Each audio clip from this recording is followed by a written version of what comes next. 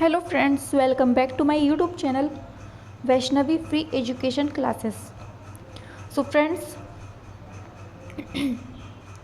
आज हम computer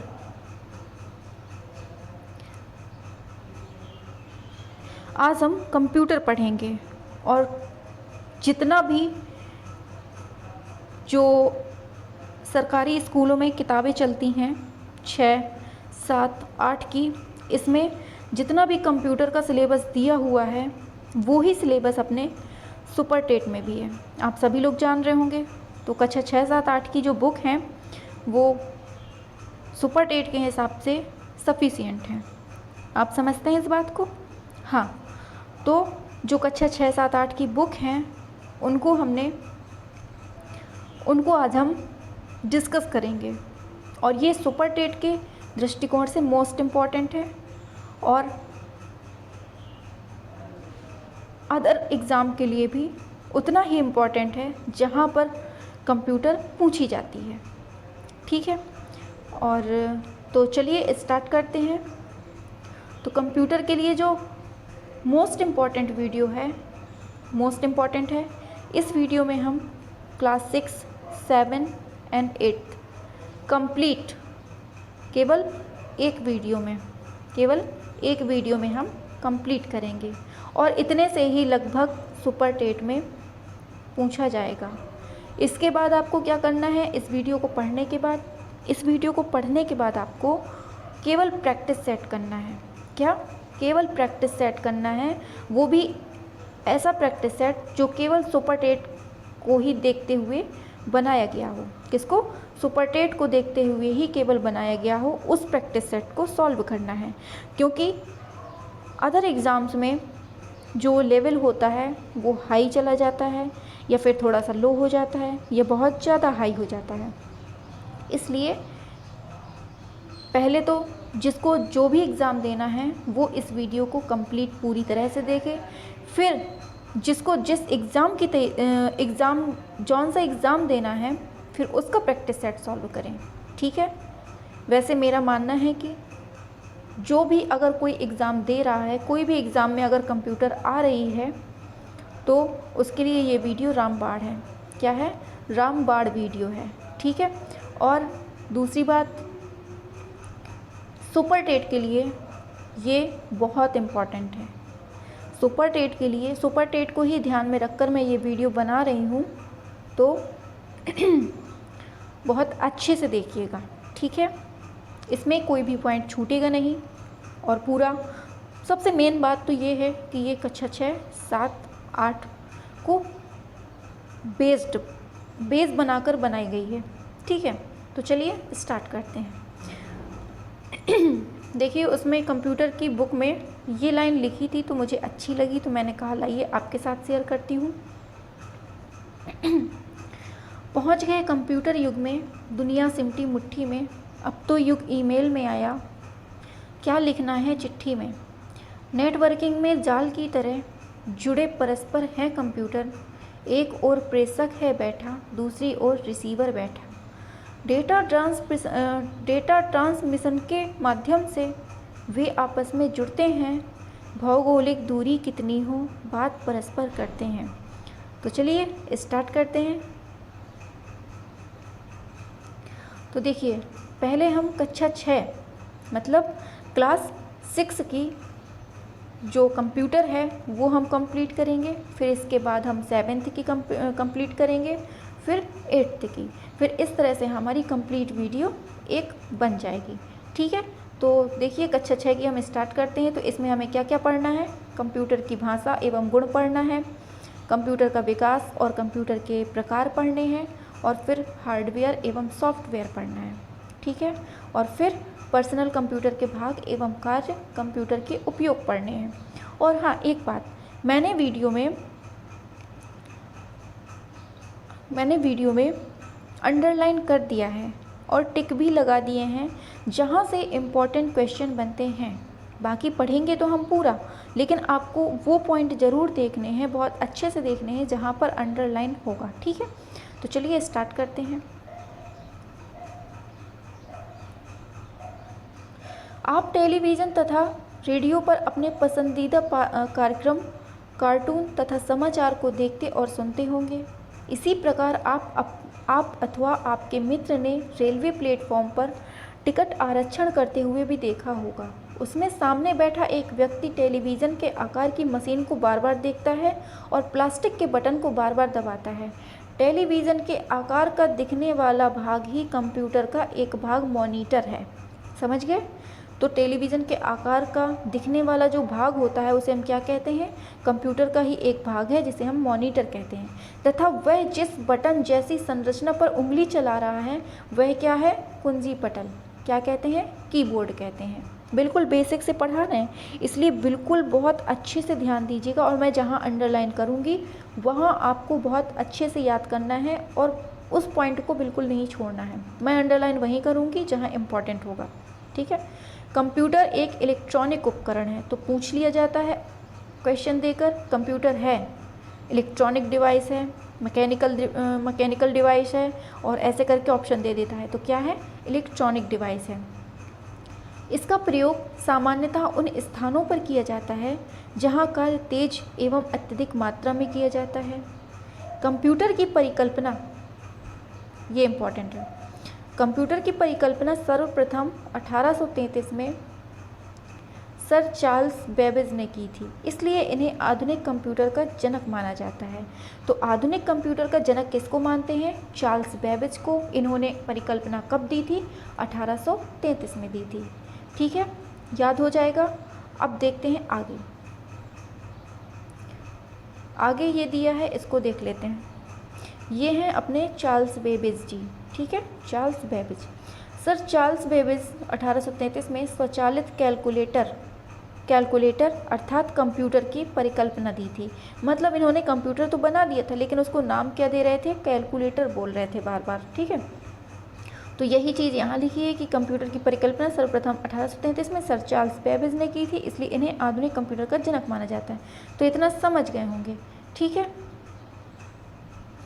next इसको भी थोड़ा सा ध्यान में रखिएगा। उन्होंने एक ऐसे यंत्र की परिकल्पना की जिसमें आर्टिफिशियल मेमोरी हो, जिसमें दिए गए प्रोग्राम के अनुसार प्रोसेसिंग किया जा सके। चार्ल्स बेबेज अपने 40 वर्ष के अथक परिश्रम एवं सरकारी मदद के बावजूद इस यंत्र को न बना सके, क्योंकि तब इतने अधिक परिष्कृत यंत्र को बनाने के लिए तकनीकी क्षमता विकसित नहीं हो पाई थी, ना ही बिजली की सुविधा उपलब्ध थी। ठीक है, हमने जितना अंडरलाइन किया है वो ही पढ़ना है, वो ही याद करना है, बाकी तो हम पढ़ देंगे सारा कुछ। ठीक है, अब देखते हैं कंप्यूटर की परिभाषा एवं गुण। तो कंप्यूटर शब्द की उत्पत्ति किससे हुई है? कंप्यूट शब्द से हुई है, जिसका अर्थ क्या है? गणना करना है। तो कंप्यूटर शब्द की उत्पत्ति किससे हुई है? कंप्यूट शब्द से। इसका अर्थ क्या है? गणना करना। अतः एक कंप्यूटर को आमतौर पर एक गणन युक्ति कैलकुलेटर डिवाइस माना जाता है जो अंकगणितीय और तार्किक ऑपरेशन को तेजी कर रहा है।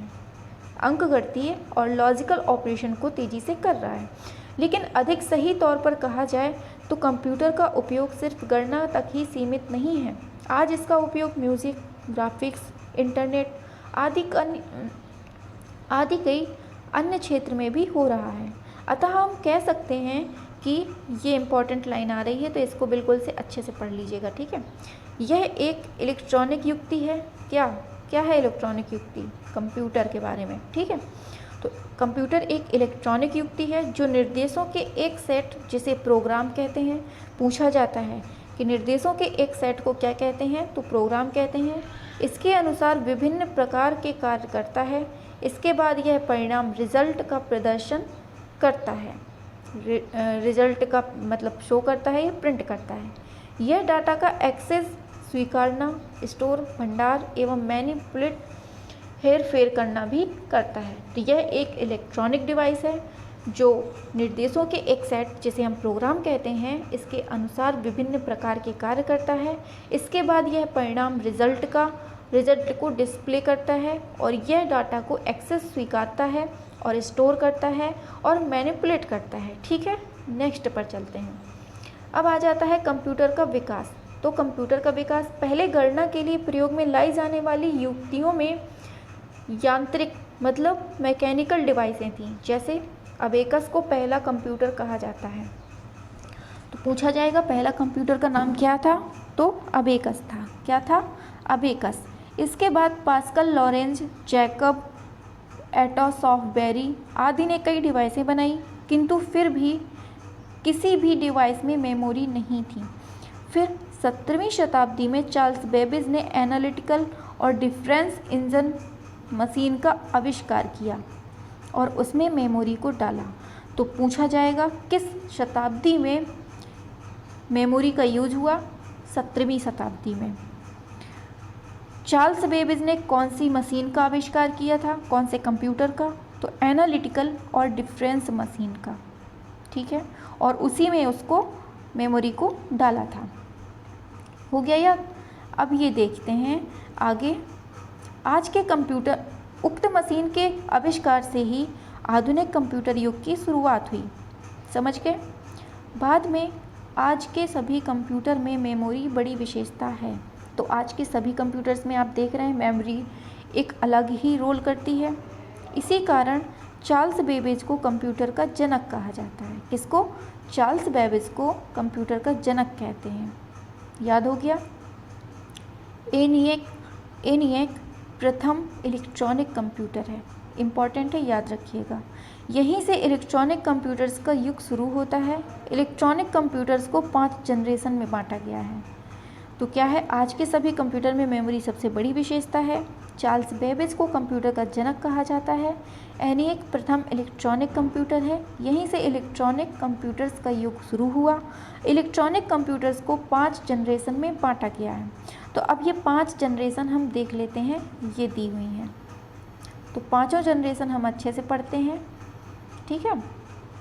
हाँ, तो पहली जनरेशन जो थी कब से स्टार्ट होती है? 1945 से 1955 तक। और इसमें किसका उपयोग हुआ था? वैक्यूम ट्यूब का इस्तेमाल हुआ था। किसका? निर्वात नली, जिसे हम वैक्यूम ट्यूब कहते हैं। समझ गए होंगे?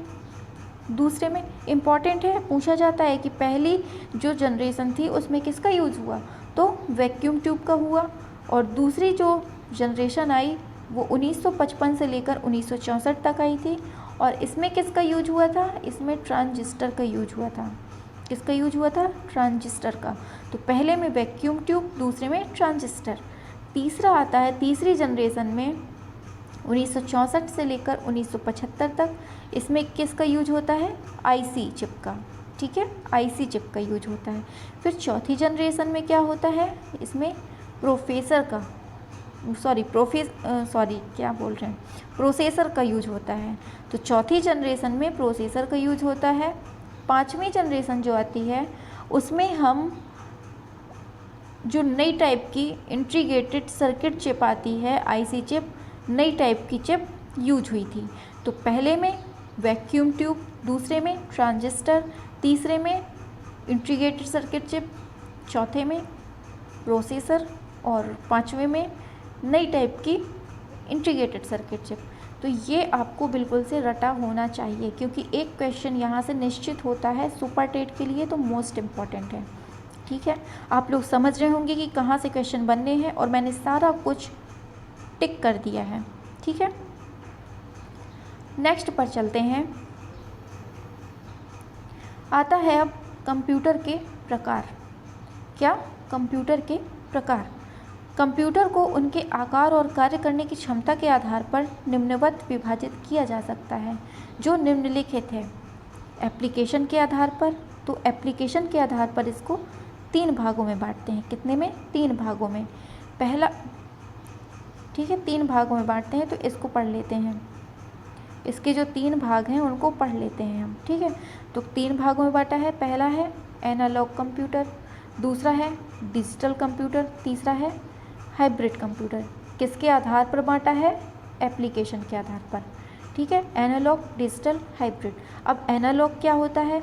ये कंप्यूटर भौतिक राशियों के किसी सतत परिवर्तित गुण के मापन के आधार पर कार्य करते हैं, और एनालॉग कंप्यूटर का प्रयोग विज्ञान एवं इंजीनियरिंग के क्षेत्र में किया जाता है। तो आपको याद रखना है कि एनालॉग कंप्यूटर का प्रयोग कहाँ होता है? विज्ञान, साइंस में और इंजीनियरिंग के क्षेत्र में होता है, ठीक है। दूसरा आता है डिजिटल कंप्यूटर। ये द्विआधारी बाइनरी अंकों का उपयोग होता है इसमें, और ये कंप्यूटर डिजिटल अधिकांश जो कंप्यूटर होते हैं, अधिकांश कंप्यूटर वो डिजिटल कंप्यूटर ही होते हैं, क्योंकि ये द्विआधारी बाइनरी, मतलब ये 0 और 1 के माध्यम से ये कार्य करते हैं। तो एनालॉग हो गया। एनालॉग किस में कार्य करता है? साइंस एंड टेक्नोलॉजी और इंजीनियरिंग में होता है। और डिजिटल कंप्यूटर जो है वो द्विआधारी बाइनरी संख्या पे काम करता है। और ये जो होते हैं, जो जितने भी कंप्यूटर्स होते हैं वो लगभग सभी कंप्यूटर्स डिजिटल कंप्यूटर होते हैं। तीसरा आता है नेक्स्ट लास्ट, हाइब्रिड कंप्यूटर। ये जो कंप्यूटर होते हैं वो एनालॉग और डिजिटल कंप्यूटर दोनों का कॉम्बिनेशन होता है, इन दोनों का मिला जुला रूप होता है। तो समझ गए, एनालॉग जो होता है वो साइंस एंड टेक्नोलॉजी में यूज होता है और डिजिटल जो है लगभग सभी होते हैं। तो समझ गए। नेक्स्ट चलते हैं। नेक्स्ट आता है, अभी हम एप्लीकेशन के आधार पर देख रहे थे, अब हम देखेंगे आकार एवं कार्य के आधार पर कंप्यूटर कितने प्रकार के होते हैं। ठीक है, तो चलिए देखते हैं। पहले आ जाता है माइक्रो कंप्यूटर। क्या है? Micro computer. यह कंप्यूटर आकार में छोटे होते हैं एवं कम गति से कार्य करते हैं। इन्हें पर्सनल कंप्यूटर भी कहते हैं। इन कंप्यूटर में माइक्रो प्रोसेसर का प्रयोग किया गया है। इसमें एक CPU, एक मॉनिटर, एक कीबोर्ड, एक माउस लगा होता है। तो माइक्रो कंप्यूटर क्या होते हैं? आकार में छोटे होते हैं, कम गति के होते हैं और इन्हीं को हम पर्सनल कंप्यूटर भी बोलते हैं। और माइक्रो प्रोसेसर का इसमें यूज हो जाता है और इसमें एक CPU, एक मॉनिटर, एक कीबोर्ड, एक माउस होता है। ठीक है। दूसरा है मिनी कंप्यूटर। तो मिनी कंप्यूटर क्या होता है? यह माइक्रो कंप्यूटर से बड़ा तथा अधिक क्षमता का होता है और माइक्रो कंप्यूटर की तुलना में अधिक तेज़ी से कार्य करता है। इसकी संग्रहण क्षमता भी अधिक होती है। तीसरा आता है मेन फ्रेम कंप्यूटर। तो माइक्रो कंप्यूटर क्या है? बहुत छोटे होते हैं और कम गति से कार्य करते हैं। समझ गए होंगे। और दूसरा आता है मिनी कंप्यूटर। तो मिनी कंप्यूटर जो होता है वो माइक्रो से थोड़ा सा बड़ा होता है और इसकी जो गति होती है वो थोड़ा तेज होती है माइक्रो कंप्यूटर की तुलना में। तीसरा आता है मेन फ्रेम कंप्यूटर। तो देखते हैं मेन फ्रेम कंप्यूटर और सुपर कंप्यूटर। तो मेन फ्रेम कंप्यूटर जो होता है यह कंप्यूटर आकार में माइक्रो और मिनी से भी बड़ा होता है और ये अति उच्च संग्रह क्षमता वाले होते हैं और इनका जो प्रयोग होता है वो बैंक, बड़ी कंपनी, सरकारी विभागों में होता है। तो समझ में आ गया मेन फ्रेम कंप्यूटर क्या होता है। चौथा आता है सुपर कंप्यूटर। ये कंप्यूटर सबसे बड़े आकार के होते हैं। ये कंप्यूटर तेज गति एवं अत्यधिक संग्रह क्षमता वाले होते हैं। सुपर कंप्यूटर में अनेक CPU होते हैं। याद रखिएगा, इसमें CPU बहुत सारे होते हैं। ठीक है। और जिसके कारण ये कंप्यूटर दिए गए अन्य कंप्यूटरों से तेज गति से कार्य करता है। और भारत का पहला सुपर कंप्यूटर कौन था? परम 8000। कहाँ का? अपने भारत का। भारत का पहला सुपर कंप्यूटर कौन था? परम 8000 था। और ये कब स्थापित किया गया था? ये 1991 में स्थापित किया गया था। ठीक है। तो जो सुपर कंप्यूटर होते हैं वो सुपर ही टाइप के होते हैं, मतलब उनमें अनेक विशेषताएं होती हैं, उनमें अनेक से CPU लगे होते हैं। और पहला कंप्यूटर कौन था? सुपर कंप्यूटर परम 8000 था। इसको कब स्थापित किया गया था? 1991 में। ठीक है। तो अभी हमने देखा कि एप्लीकेशन के आधार पर कितने थे? 3 थे। फिर आता है आकार के आधार पर कितने थे? 4 थे। एप्लीकेशन के आधार पर कौन थे? 3। पहला था हाइब्रिड, पहला था एनालॉग, फिर था डिजिटल, फिर था हाइब्रिड। ठीक है। फिर यहाँ जो आकार के आधार पर 4 थे, तो पहला था माइक्रो कंप्यूटर, फिर दूसरा था मिनी कंप्यूटर, फिर तीसरा था मेन फ्रेम कंप्यूटर, फिर चौथा था सुपर कंप्यूटर। माइक्रो कंप्यूटर बहुत छोटे होते हैं, गति धीमी होती है। मिनी कंप्यूटर की माइक्रो कंप्यूटर से थोड़ा सा तेज होती है। फिर मेन फ्रेम कंप्यूटर की इन दोनों से भी हल्का सा तेज होता है। और इनका प्रयोग, जो मेन फ्रेम है, इनका प्रयोग कहाँ होता है? बैंकों में होता है। फिर सुपर कंप्यूटर आ जाता है। तो सुपर कंप्यूटर भारत का पहला कौन था? परम 8000। कब स्थापित हुआ? 1991 में। उम्मीद है कि समझ में आ गया होगा। ठीक है। चलते हैं आगे। अब आता है हार्डवेयर एवं सॉफ्टवेयर। क्या? हार्डवेयर एवं सॉफ्टवेयर। तो कंप्यूटर को मुख्यतः दो भागों में विभाजित किया जाता है, पहला है हार्डवेयर और दूसरा है सॉफ्टवेयर। तो अब हार्डवेयर के बारे में पढ़ लेते हैं। तो हार्डवेयर क्या है? जिन्हें हम हाथों से छू सकते हैं व देख सकते हैं उन्हें हार्डवेयर कहते हैं। मतलब अगर कोई कंप्यूटर है, जैसे ये रखा है कंप्यूटर सिस्टम, जैसे ये पूरा कंप्यूटर सिस्टम है, इनमें से हम किन को छू सकते हैं? ये स्क्रीन दी है, हम इसको टच कर सकते हैं। ये इसके नीचे का है, इसको टच कर सकते हैं। ये कीबोर्ड रखा है, इसको हम टच कर सकते हैं। इसको भी हम टच कर सकते हैं, स्पीकर को, ये CPU को टच कर सकते हैं। और ये जो रखा है इसको टच कर सकते हैं, माउस को भी। तो ये जितना भी टच वाला पार्ट है जिसको हम अपने हाथों से छू सकते हैं, महसूस कर सकते हैं, उसको हम क्या कहते हैं? हार्डवेयर कहते हैं। समझ गए? कंप्यूटर के वे सभी पार्ट्स जिन्हें हम हाथ से छू सकते हैं व देख सकते हैं उन्हें हार्डवेयर कहते हैं। ये कंप्यूटर के यांत्रिक, वैद्युत और इलेक्ट्रॉनिक भाग तीनों हो सकते हैं। मतलब ज़रूरी नहीं है कि ये केवल विद्युत से चलेगा, हो सकता है इलेक्ट्रॉनिक भी हो, यांत्रिक भी हो, कैसा भी हो। जैसे मॉनिटर, CPU, स्पीकर, कीबोर्ड आदि को हार्डवेयर कहते हैं। अभी हमने नीचे समझाया, ठीक है। अब इसमें हार्डवेयर का प्रयोग हो गया। फिर आता है कंप्यूटर में निम्नलिखित हार्डवेयर का प्रयोग होता है, जैसे input device, output device, central processing unit. तो ये क्या है? ये सब हार्डवेयर के उसमें आता है, ठीक है। फिर आता है इनपुट डिवाइस। तो इनपुट डिवाइस का मतलब होता है जिन डिवाइसों द्वारा, कुल मिलाकर इतना याद रखना है कि जो हार्डवेयर के अंतर्गत ही पढ़ रहे हैं अब हम इनपुट डिवाइस, ठीक है। तो इनपुट डिवाइस का मतलब क्या होता है कि जिन डिवाइसों द्वारा निर्देश एवं डाटा को उपलब्ध कराया जाता है उन्हें इनपुट डिवाइस कहते हैं। जैसे हमें कोई फॉर्म भरना है, ठीक है। मान लीजिए सुपर टेट का हमें फॉर्म भरना है, समझिएगा अच्छे से। मान लीजिए हमें सुपर टेट का फॉर्म भरना है, तो हम क्या करेंगे? सबसे पहले जाएंगे हम सरकारी रिज़ल्ट पर, ठीक है। वेबसाइट पर जाएंगे, सरकारी रिज़ल्ट पर जाएंगे, फिर हम उस पर हम क्लिक करेंगे। जैसे ही क्लिक करेंगे तो क्या होगा? साइट खुल जाती है, आप सभी जानते हैं, इसलिए मैं इसका एग्जाम्पल ले रही हूँ। तो सरकारी रिज़ल्ट पर जाएंगे, उस पर जैसे ही क्लिक करेंगे तो साइट ओपन हो जाएगी, और जैसे ही उस पर क्लिक करेंगे तो साइट ओपन हुई।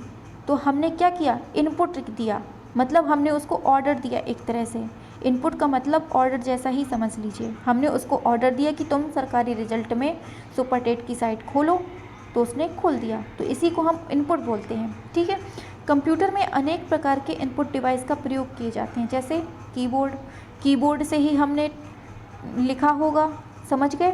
कीबोर्ड से हमने लिखा होगा सरकारी रिजल्ट। दूसरा माउस से हमने क्लिक किया होगा।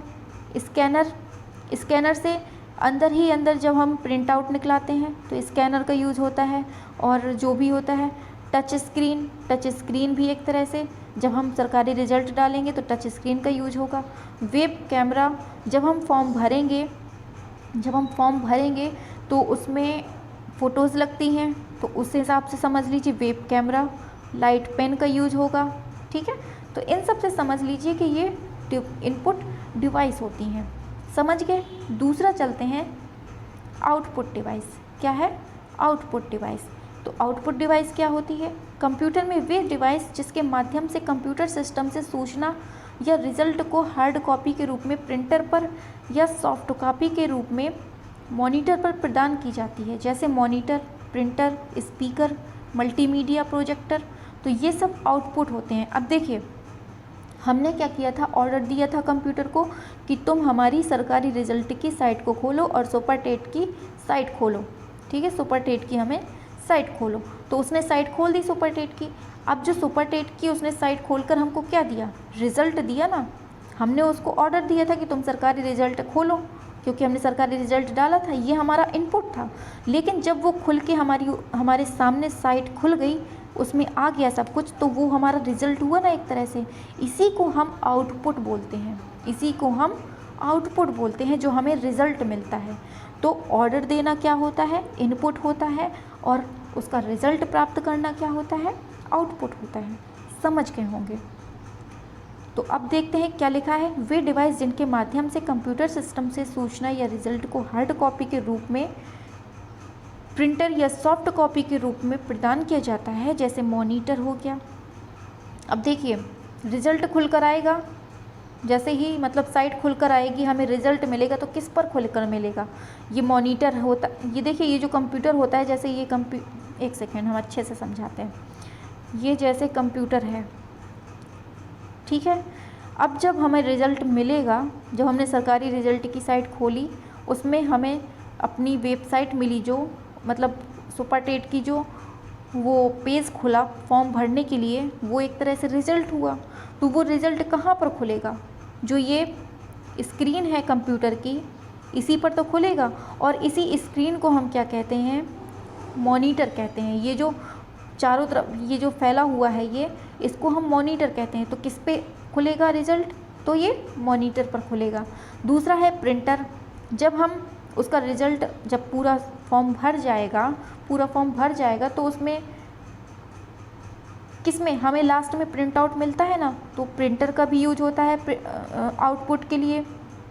स्पीकर, जब हम उसमें बोलेंगे तो स्पीकर भी मतलब रिप्लाई देगा, तो स्पीकर हो जाता है। मल्टीमीडिया प्रोजेक्टर्स, तो ये किसके एग्जाम्पल हैं, ये आउटपुट डिवाइस के एग्जाम्पल हैं। समझ में आ गया होगा। नेक्स्ट चलते हैं। नेक्स्ट है सेंट्रल प्रोसेसिंग यूनिट, जिसे हम सीपीयू बोलते हैं। क्या बोलते हैं, सीपीयू बोलते हैं। सेंट्रल प्रोसेसिंग यूनिट मनुष्य का कंप्यूटर का मस्तिष्क होता है। सेंट्रल प्रोसेसिंग यूनिट जो है ये कंप्यूटर का मस्तिष्क होता है। जिस प्रकार मनुष्य प्राप्त आंकड़ों का अपने मस्तिष्क में प्रोसेस करता है, उसी प्रकार सीपीयू इनपुट किए गए डेटा को प्रोसेसिंग करके उसके निष्कर्ष आउटपुट डिवाइस पर दे देता है। अब देखिएगा क्या हुआ था, जब हम फॉर्म भर रहे थे सुपरटेट का, तो क्या हुआ था, हमने सरकारी रिज़ल्ट उसमें टाइप किया, सरकारी रिज़ल्ट टाइप किया और हमने इंटर कर दिया। तो ये क्या हुआ हमारा, ये हुआ हमारा इनपुट डिवाइस, ठीक है। ये हमने इनपुट किया, मतलब ऑर्डर दे दिया कि सरकारी रिज़ल्ट खोलो। तो फिर इसके बाद क्या हुआ, कंप्यूटर में प्रोसेसिंग हुई, उसको छांटा छांटी हुई, उसमें मतलब काफ़ी देर तक उसमें गोल गोल घूमता रहता है ना। तो ये जो गोल गोल घूमता रहता है, ये उस साइट को ढूंढता है, खोजता है, प्रोसेसिंग करता है। तो ये काम कौन करता है, ये काम करता है अपना सीपीयू करता है, सेंट्रल प्रोसेसिंग यूनिट। इसीलिए इसको कंप्यूटर का मस्तिष्क कहते हैं। बार बार मनुष्य दिमाग में आ रहा है, पता नहीं क्यों। तो इसे हम कंप्यूटर का मस्तिष्क कहते हैं। क्यों कहते हैं, क्योंकि यहाँ पर ये क्या कर रहा है, कंप्यूटर सोच रहा है कि कहाँ से ढूंढना है, कैसे ढूंढना है, सरकारी रिजल्ट की कौन सी वेबसाइट देना है, क्या सुपरटेट निकालना है। तो ये कहाँ पर काम होता है, ये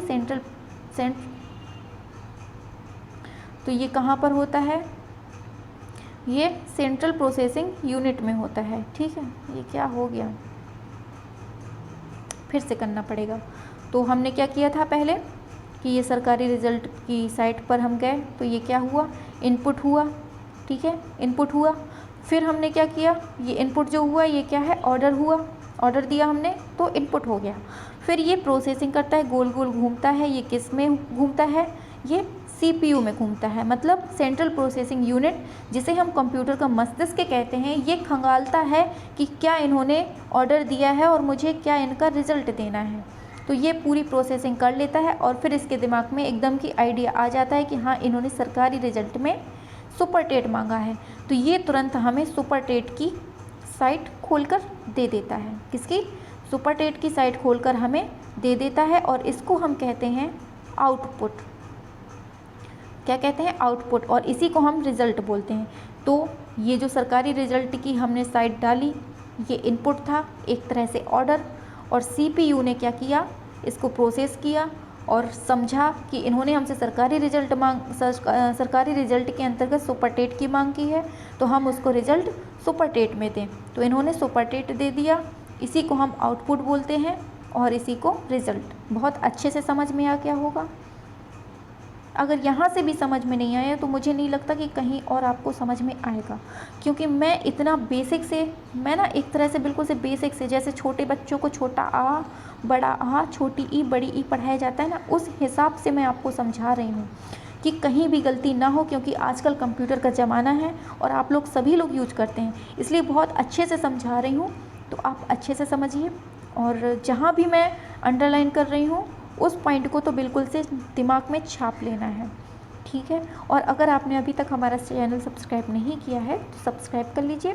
और एक वीडियो में, मात्र एक वीडियो में हम आपको सारा कवर करके दे रहे हैं, ठीक है।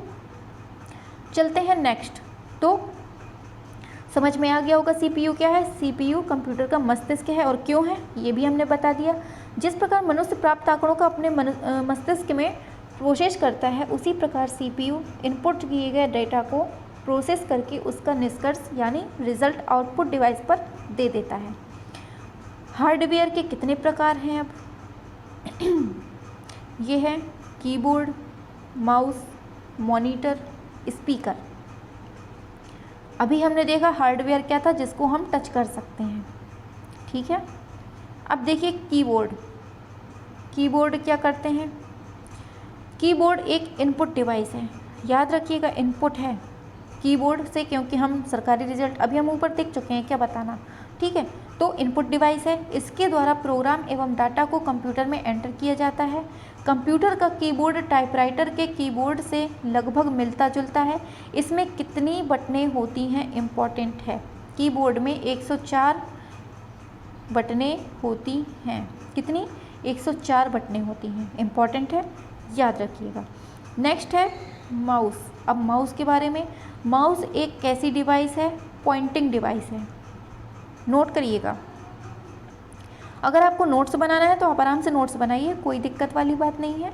और वो तो और अच्छा होगा कि आप नोट्स बनाएं, फिर उसमें से अच्छे से समझें।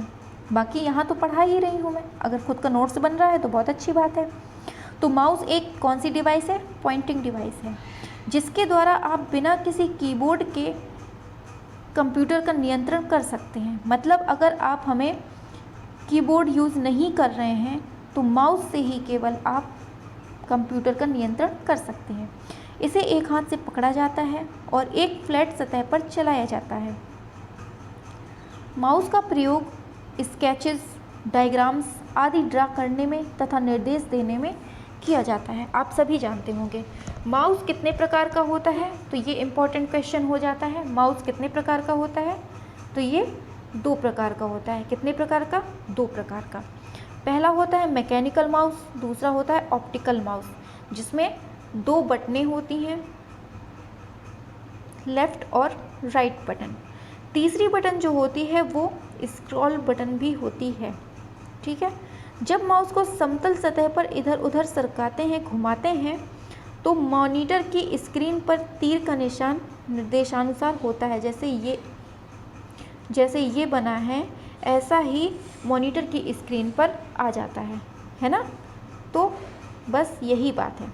नेक्स्ट आता है, समझ गए माउस क्या है, कितने प्रकार का होता है, मैकेनिकल, ऑप्टिकल माउस, 2 टाइप का। फिर आता है स्पीकर के बारे में। तो स्पीकर क्या होता है, कंप्यूटर से गाना सुनने व पिक्चर देखने पर जो आवाज़ आती है वह स्पीकर के माध्यम से ही हम तक पहुंचती है, इसीलिए इसको स्पीकर बोलते हैं। हो गया समझ में। नेक्स्ट है मॉनिटर। दूरदर्शन के कार्यक्रम देखने के लिए टेलीविज़न का प्रयोग किया जाता है। ठीक उसी प्रकार कंप्यूटर से निष्कर्ष प्राप्त करने के लिए मॉनिटर का, अभी हमने आपको बताया था, इसकी संरचना टेलीविज़न आकार की होती है। सामान्यतः मॉनिटर 2 प्रकार के होते हैं, 2 प्रकार के, CRT और TFT। CRT और TFT होते हैं, ठीक है। नेक्स्ट चलते हैं अब सॉफ्टवेयर के बारे में जानते हैं। तो विभिन्न प्रोग्रामों के समूह को क्या कहते हैं, सॉफ्टवेयर कहते हैं। इम्पॉर्टेंट है, याद रखिएगा। तो पूछा जाता है कि विभिन्न प्रोग्रामों के समूह को क्या कहते हैं, सॉफ्टवेयर कहते हैं, ठीक है। निर्देशों का एक सेट जो एक विशेष कार्य करता है, प्रोग्राम या सॉफ्टवेयर प्रोग्राम कहलाता है।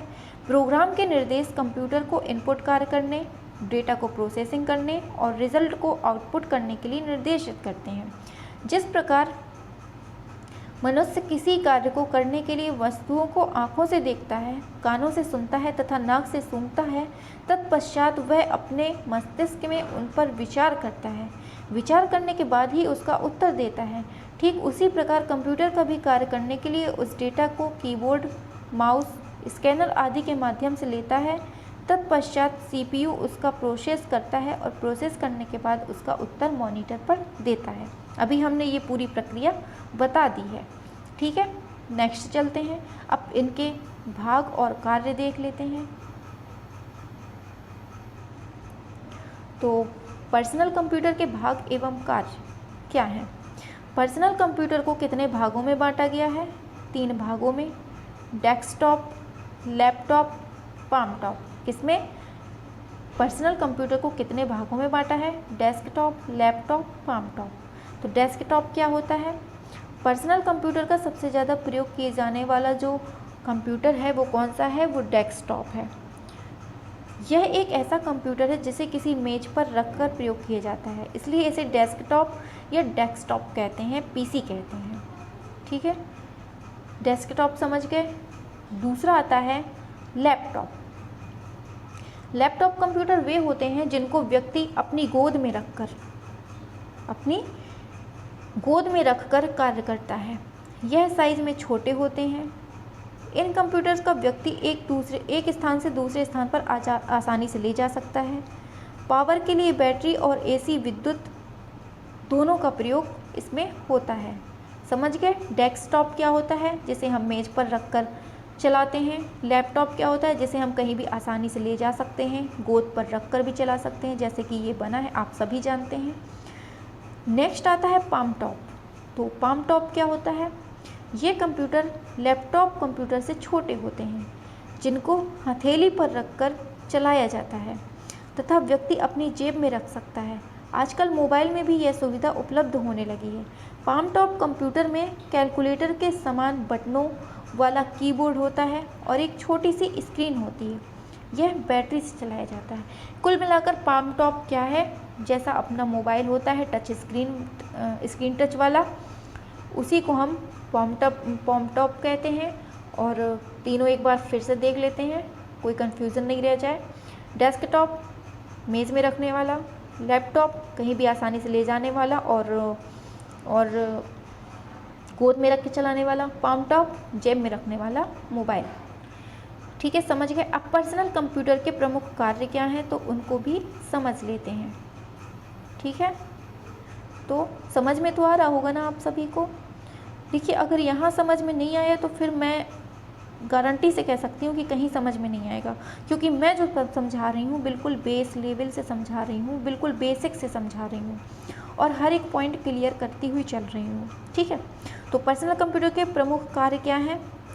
पर्सनल कंप्यूटर के मुख्य कार्य हैं, इनका प्रयोग इंटरनेट के उपयोग के लिए किया जा सकता है, सही बात है। शब्द और गणनाओं का प्रयोग करने में किया जा सकता है, सही है। प्रेजेंटेशन बनाने में काम होता है। बच्चे गेम खेलने में प्रयोग करते हैं। सांख्यिकी गणना का कार्य भी पर्सनल कंप्यूटर द्वारा प्रमुख रूप से किया जा सकता है। सॉफ्टवेयर निर्माण में भी पर्सनल कंप्यूटर का प्रयोग किया जाता है। सेल्स तथा प्रोडक्शन कंट्रोल करना भी किसका काम है? कंप्यूटर का काम है, बेसिक कंप्यूटर। नेक्स्ट आता है, अब मेमोरी के बारे में जान लेते हैं। सबसे मोस्ट इम्पॉर्टेंट पार्ट बनता है सुपरटेट में मेमोरी से। तो मेमोरी आपको बहुत अच्छे से समझनी है, ठीक है, और हो सके तो आप लिख लीजिए, नहीं लिखना है तो बहुत अच्छे से दिमाग को कंसंट्रेट करके समझिए।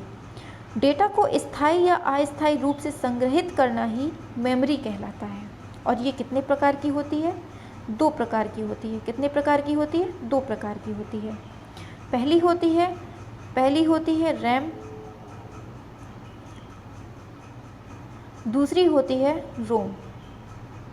ठीक है, तो डेटा को स्थायी या अस्थायी रूप से संग्रहित करना मेमोरी कहलाता है। कितने प्रकार की? 2 प्रकार की। पहली रैम, दूसरी रोम। तो अब रैम के बारे में पढ़ते हैं। रैम का पूरा नाम क्या होता है? Random access memory. Random access memory. और इसका क्या होता है? Read only memory. ठीक है, किसी भी डेटा या अथवा सूचना को संचित करने के लिए रैम का उपयोग किया जाता है। तो किसी भी डेटा अथवा सूचना को संचित करने के लिए रैम का उपयोग करते हैं। इसमें डेटा अथवा सूचना को आवश्यकतानुसार पढ़ा एवं परिवर्तित किया जा सकता है। यह सूचना रैम में तब तक रहती है जब तक पावर सप्लाई होती है। पावर सप्लाई होने के बाद सारी की सारी सूचना विलुप्त हो जाती है। कुल मिलाकर आपको ये याद रखना है, रैम कैसी है? अस्थायी मेमोरी है। कैसी मेमोरी है? अस्थायी मेमोरी है। दूसरा पॉइंट बनता है कि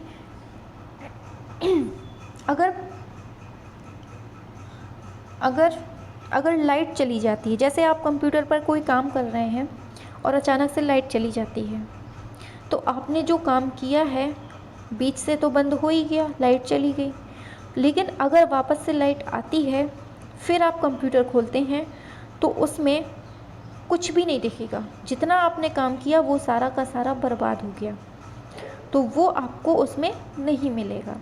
समझ गए?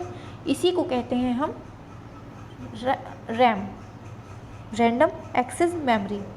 समझ गए रैम क्या है? अस्थायी मेमोरी है। नेक्स्ट चलते हैं रोम के बारे में। रोम क्या है? ठीक रैम का उल्टा है रोम।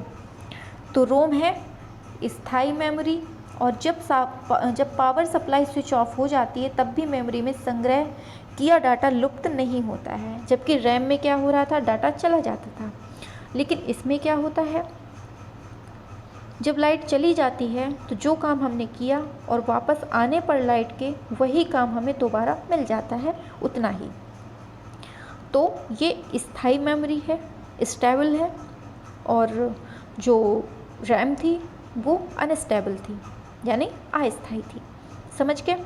नेक्स्ट चलते हैं कंप्यूटर का उपयोग। कंप्यूटर का उपयोग अब सिर्फ गणना तक ही सीमित नहीं है। आज इसका उपयोग म्यूज़िक, ग्राफिक्स, इंटरनेट आदि कई अन्य क्षेत्रों में भी हो रहा है। कंप्यूटर के उपयोग को मुख्य रूप से 3 भागों में विभाजित किया जा सकता है। पहला वैज्ञानिक उपयोग में, दूसरा वाणिज्य एवं व्यापार में, तीसरा शिक्षा में।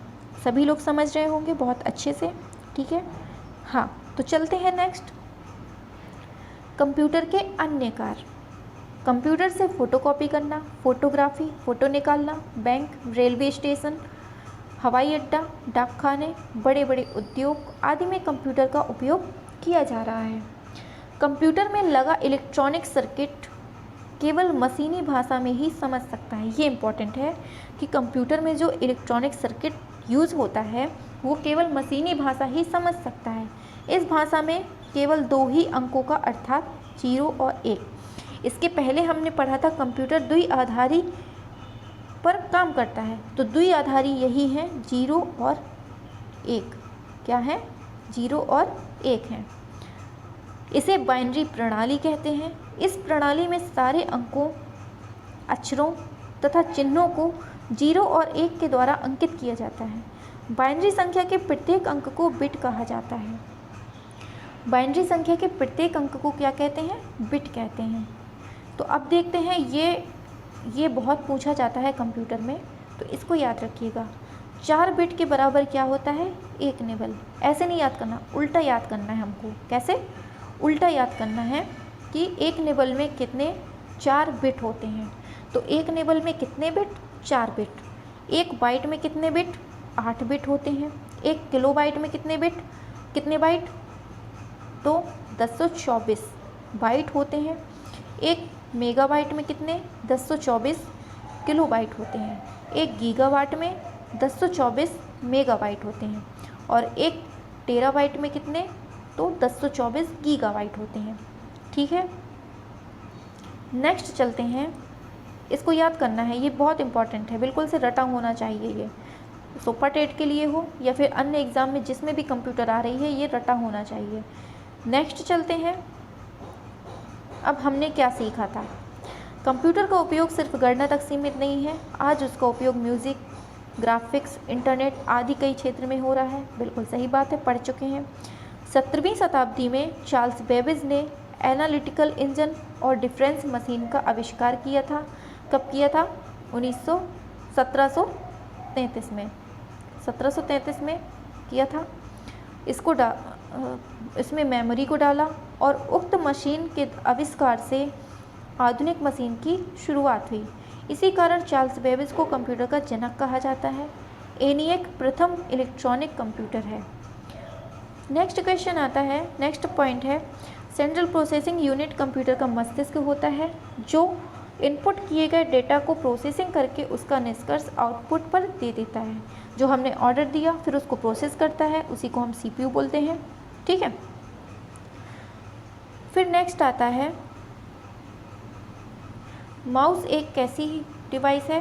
पॉइंटिंग डिवाइस है जिसके द्वारा आप बिना कीबोर्ड का उपयोग किए कंप्यूटर का नियंत्रण कर सकते हैं। इसका उपयोग स्केचेस, डायग्राम ड्रा करने में होता है। मेमोरी किसी भी डेटा को स्थायी अस्थायी रूप में संग्रहित करती है। कितने प्रकार की होती है? 2, रैंडम एक्सेस मेमोरी, दूसरी रोम मेमोरी, रीड ओनली मेमोरी। ठीक है। अब यहाँ से अभ्यास प्रश्न चलते हैं। तो जो कक्षा 6 की थी वो जो क्लास 6 की जो कंप्यूटर थी वो हमने कंप्लीट कर ली है। अब उसका प्रश्न पत्र जो अभ्यास प्रश्न है उसको देख लेते हैं। तो इसमें विकल्प दिए गए हैं, तो आप सभी लोग बताइए विकल्प क्या है।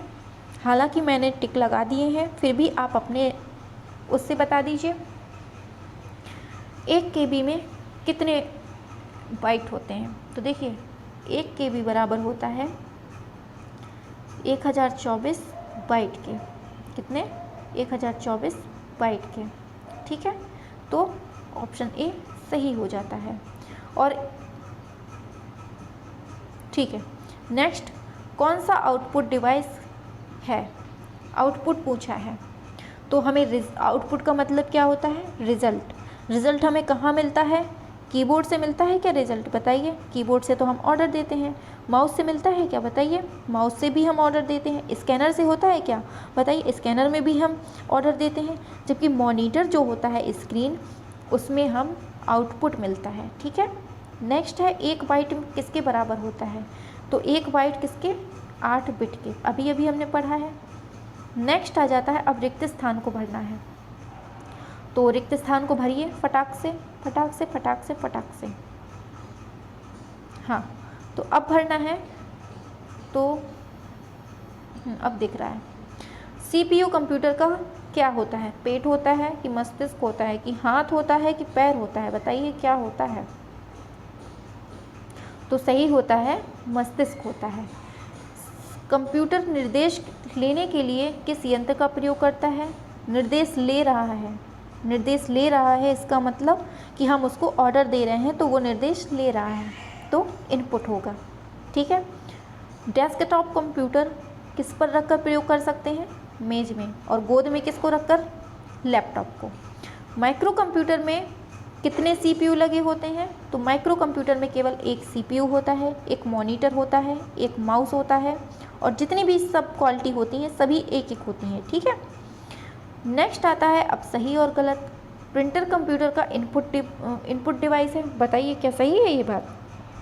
प्रिंटर जो कंप्यूटर है वो इनपुट डिवाइस है या आउटपुट है? जब प्रिंटर हम निकलाते हैं, जब हमारा फॉर्म कंप्लीट हो जाता है तो हम प्रिंटर का यूज़ करते हैं। मतलब प्रिंटर किस लिए? ताकि हम उसको हार्ड कॉपी में ले सकें। मतलब आउटपुट होता है, वो रिज़ल्ट होता है एक तरह से कि हमारा फॉर्म कंप्लीट हो गया है, अब हमें आउटपुट अपना रिज़ल्ट चाहिए। तो प्रिंटर क्या होता है? ये आउटपुट होता है। नेक्स्ट है, विभिन्न प्रोग्राम कंप्यूटर सॉफ्टवेयर कहलाते हैं। विभिन्न प्रोग्राम जो होते हैं वो कंप्यूटर सॉफ्टवेयर कहलाते हैं। बिल्कुल सही बात है, ये गलत है, इसको ध्यान दीजिएगा। माउस कंप्यूटर का इनपुट डिवाइस है। सही बात है, माउस से हम ऑर्डर देते हैं। सही बात है। फिर है, कंप्यूटर के वे सभी भाग जिसको हम हाथों से छू सकते हैं हार्डवेयर कहलाते हैं। जिनको हम हाथों से छू सकते हैं हार्डवेयर कहलाते हैं। बिल्कुल सही बात है, बहुत अच्छे से समझाया है हमने। आता है मिलान करने को। तो कार्य करने वाले अनेक भागों के समूह को क्या कहते हैं? सिस्टम कहते हैं। तो ये इससे मिल जाता है। पाम टॉप कंप्यूटर कैसे होते हैं? बैटरी से यूज होते हैं। मिनी कंप्यूटर तेज कार्य करते हैं किससे?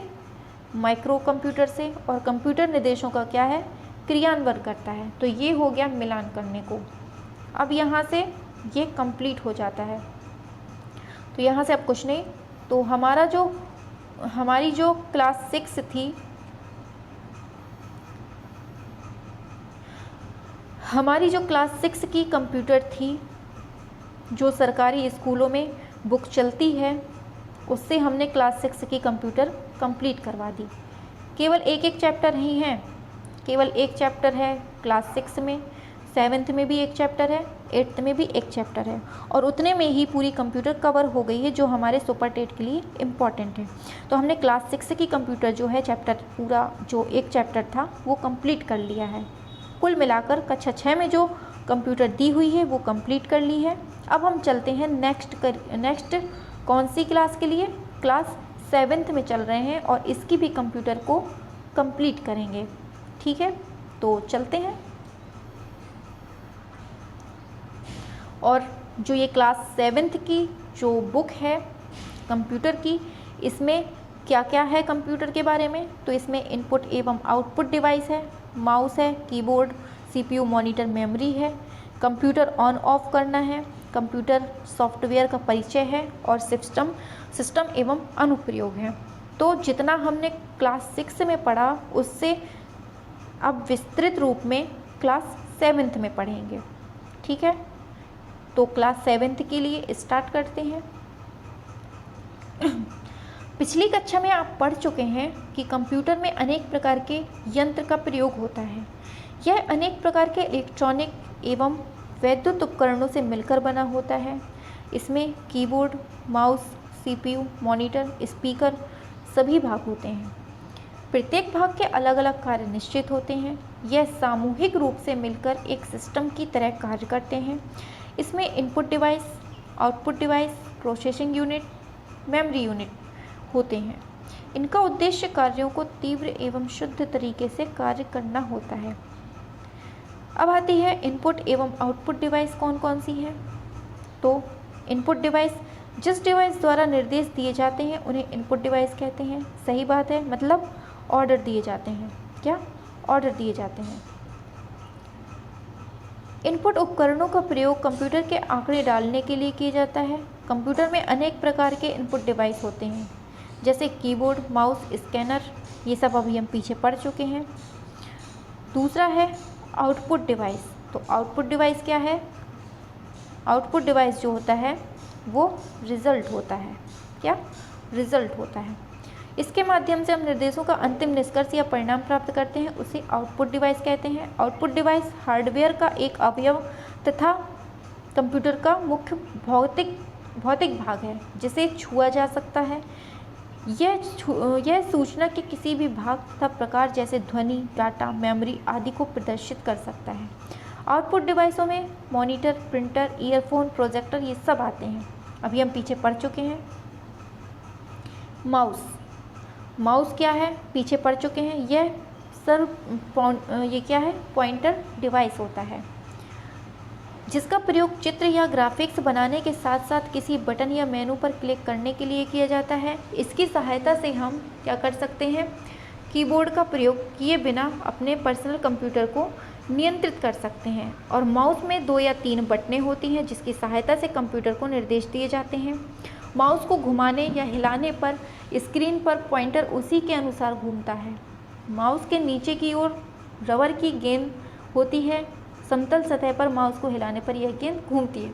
तो देखिए, ये जो होती है, एक बटन ये हो गई, एक बटन ये हो गई, यहाँ बीच में ऐसे गोल गोल पहिया लगा होता है जिसको हम स्क्रॉल बटन बोलते हैं, जिसको ऊपर नीचे घुमाने से स्क्रॉलिंग स्क्रीन चलती है। ठीक है, फिर आता है माउस के प्रकार।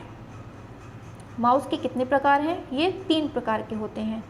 मैकेनिकल माउस, प्रकाशीय माउस, तार रहित माउस। ठीक है, पीछे हमने जो क्लास 6 में पढ़ा था उसमें हमने माउस के बारे में ऊपर का पढ़ा था। अब यहाँ से डिटेल में हमें पढ़ना है कि मैकेनिकल माउस क्या है, प्रकाशीय माउस और तार रहित माउस कैसे होते हैं। तो पढ़ते हैं।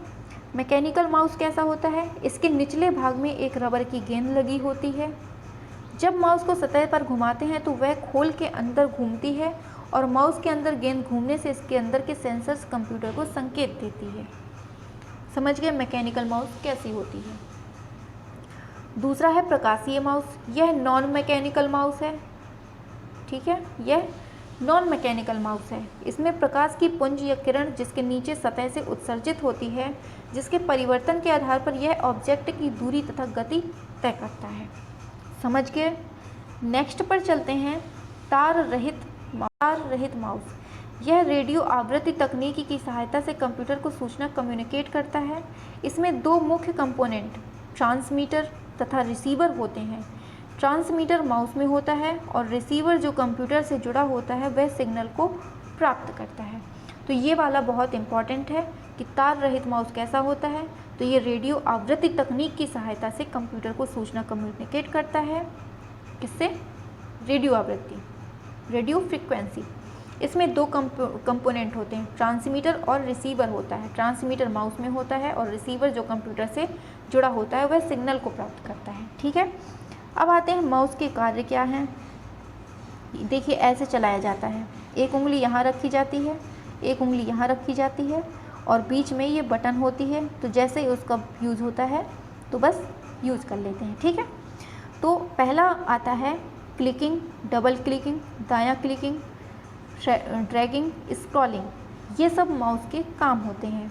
मतलब एक बार क्लिक कर देना उसको क्लिकिंग कहते हैं, दो बार क्लिकिंग करना डबल क्लिकिंग, दायां क्लिकिंग ये हो गया, दायां क्लिकिंग ये हो गया, बायां क्लिकिंग ये हो गया। ऐसे करके मतलब ड्रैगिंग होता है कि मतलब कंप्यूटर जो तीर होता है उसको यहाँ वहाँ खिसकाना, ड्रैगिंग होता है। स्क्रॉलिंग होता है कि स्क्रीन जो छोटी होती है, जो बड़ी स्क्रीन होती है उसको ऊपर नीचे खिसकाना, तो इसको स्क्रॉलिंग कहते हैं। यही होती है इसकी शब्दावलियाँ।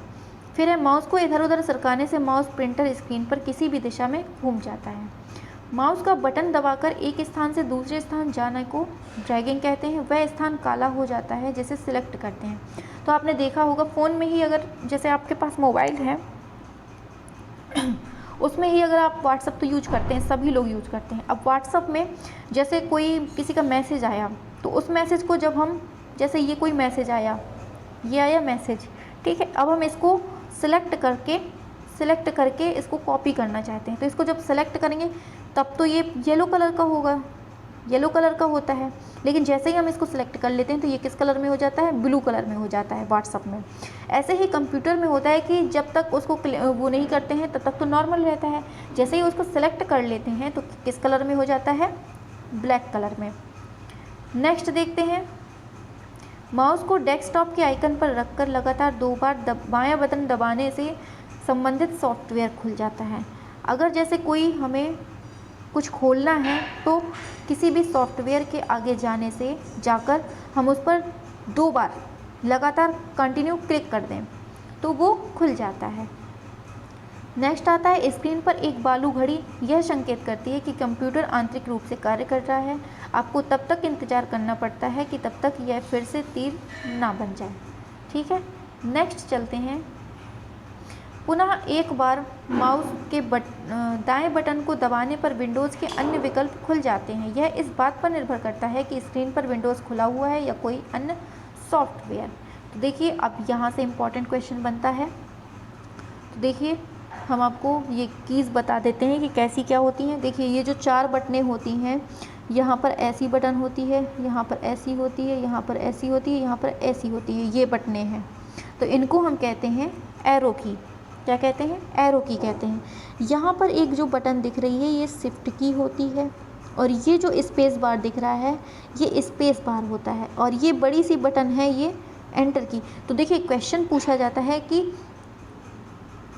कीबोर्ड में सबसे बड़ी बटन किसकी होती है? तो ये स्पेस बार की होती है। ठीक है, फिर यहाँ पर एक बैक स्पेस की होता है और यहाँ से लेकर यहाँ तक जो है ये फंक्शंस की होती हैं। कितनी होती हैं फंक्शंस की?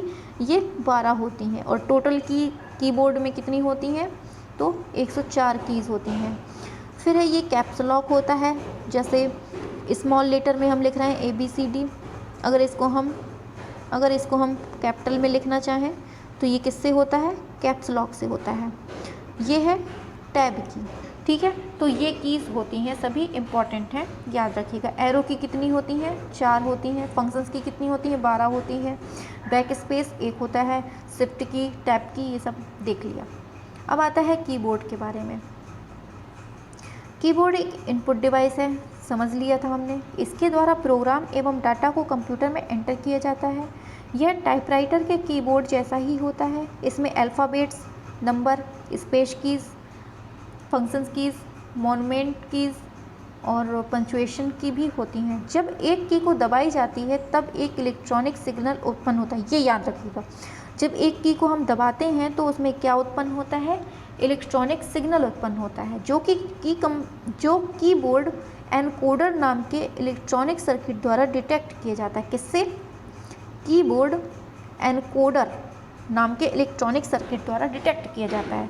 और कंप्यूटर के कीबोर्ड में टाइपराइटर पर मिलने वाले सभी कीज़ होती हैं और कुछ अतिरिक्त कीज़ भी होती हैं। ये अतिरिक्त कीज़ जैसे cursor control, insert, delete, scroll, ये सब होती हैं। और कुल मिलाकर कितनी कीज़ होती हैं? 104 होती हैं। कितनी?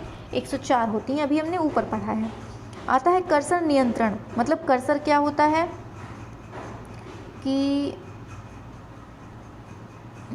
कर्सर नियंत्रण कीज़ पर तीर, एरो का निशान बना होता है।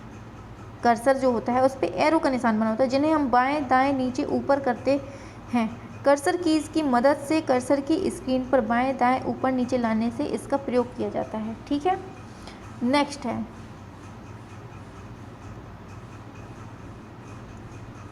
फंक्शंस कीज क्या होती हैं। ये F1 से लेकर F12 तक होती हैं। अभी हमने बताया 12 होती हैं। ये कितनी होती हैं? 12 होती हैं। यह कीज़ अलग अलग सॉफ्टवेयर में अलग अलग तरह से कार्य करती हैं। टाइपराइटर कीज़ में अक्षर, संख्या, अन्य संकेत में छपे होते हैं। न्यूमेरिक कीपैड क्या होता है? ये दाईं ओर होता है, मतलब इस तरफ होता है, 1 2 3 4 ऐसे लिखे होते हैं, उन्हीं को हम न्यूमेरिक कीपैड कहते हैं। इसमें कैलकुलेटर जैसे बटन होते हैं। फिर आता है कैप्स लॉक। बटन को एक बार दबाकर छोड़ देने पर टाइप करने पर अक्षर कैपिटल लेटर में टाइप होने लगता है और फिर दोबारा ये होने लगता है। ये हमने अभी ऊपर समझा दिया आपको। शिफ्ट की को दबाकर अक्षर टाइप करने पर वह बड़ा हो जाता है। सही बात है। एंटर रिटर्न कीज़ का इस्तेमाल 2 कामों में होता है। स्क्रीन पर लिखे निर्देशों को एंटर की दबाकर प्रोसेसर तक भेजना। दूसरा है अक्षर टाइप करने के बाद एंटर की दबाने से कर्सर नई लाइन पर पहुंच जाता है। डिलीट की से स्क्रीन पर लिखा अक्षर मिट जाता है। फिर आता है बैक स्पेस दबाने से कर्सर एक अक्षर पीछे आ जाता है तथा एक अक्षर कर्सर पहले था वह मिट जाता है। अब देखिए कर्सर क्या होता है, अब हम आपको समझा देते हैं। जैसे ये हमारी लाइन है, इस पर हमने लिखा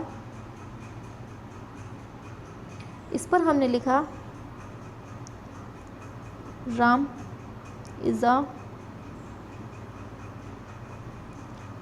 good boy.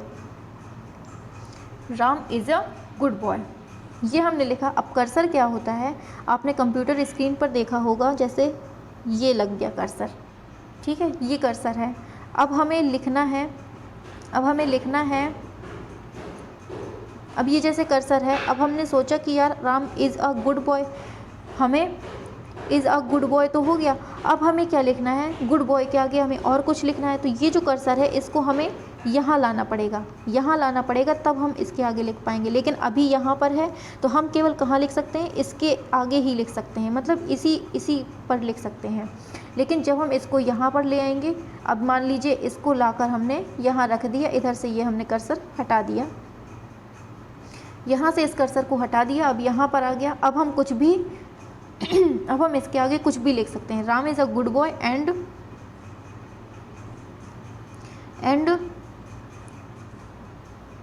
he is a and he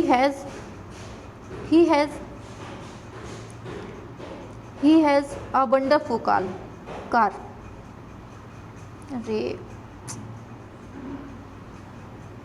the wonderful car, ठीक है, ये लिख गया। तो अब हमने यहाँ कर्सर किया, तभी यहाँ पर लिखा। अब हमें जैसे लिखना है, अब हम सोच रहे हैं कि राम अब हम सोच रहे हैं कि ये जो गलत यहाँ, अब हम यहाँ पर लिखना था हमें कुछ, लेकिन यहाँ पर गलत लिख गया है। तो अब हम इस कर्सर को यहाँ पर लाने के लिए एरो की का यूज़ करेंगे। जो ये हमने 4 एरो की बताई थी, इन्हीं के माध्यम से अब हम यहाँ पर आएंगे। तो समझ गए होंगे आप बात को, ठीक है।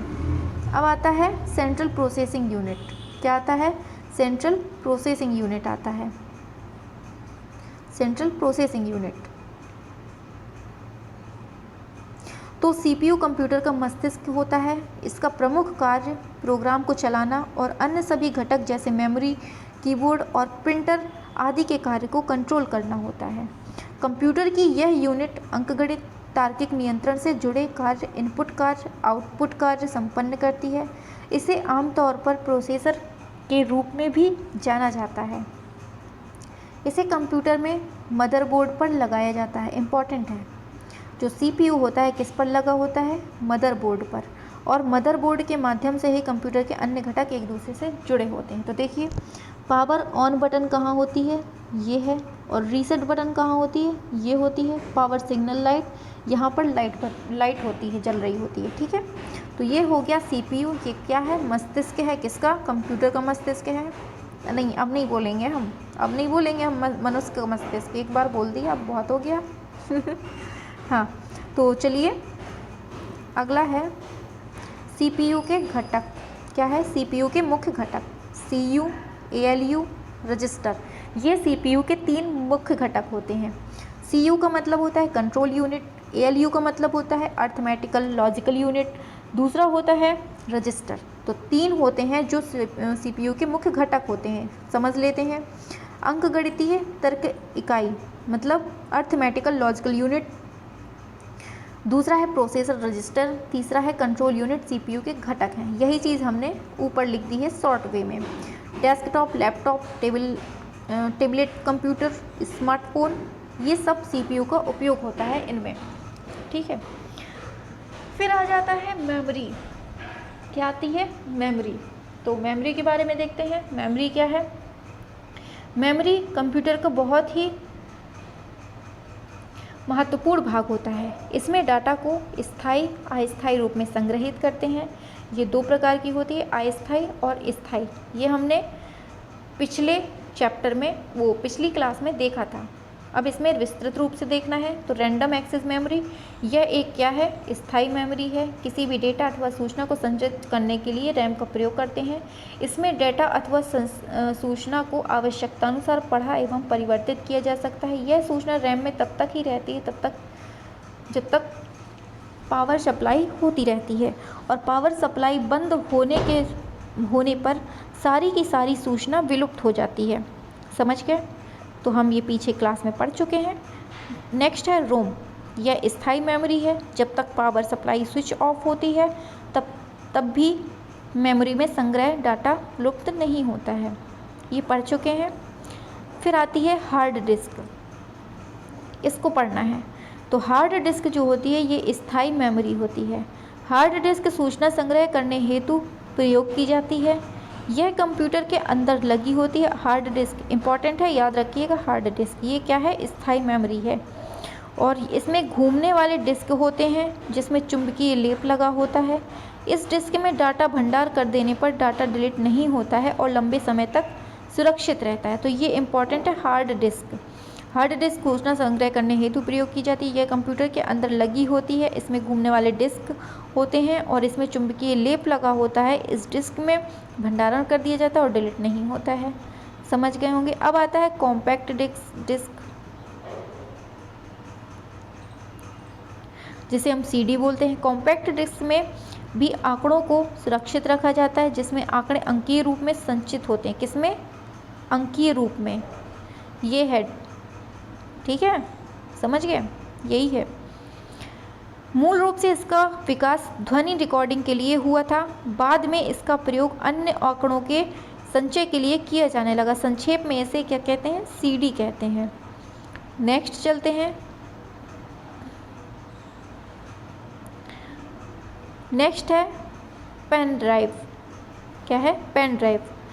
यह एक portable universal serial bus flash memory device है। इम्पॉर्टेंट है, ये जो लिखा है ना, ये इम्पॉर्टेंट है कि पोर्टेबल यूनिवर्सल सीरियल बस किसको कहते हैं? तो ये पेन ड्राइव को, या फिर यूएसबी, इसे हम यूएसबी भी बोलते हैं, यूनिवर्सल सीरियल बस।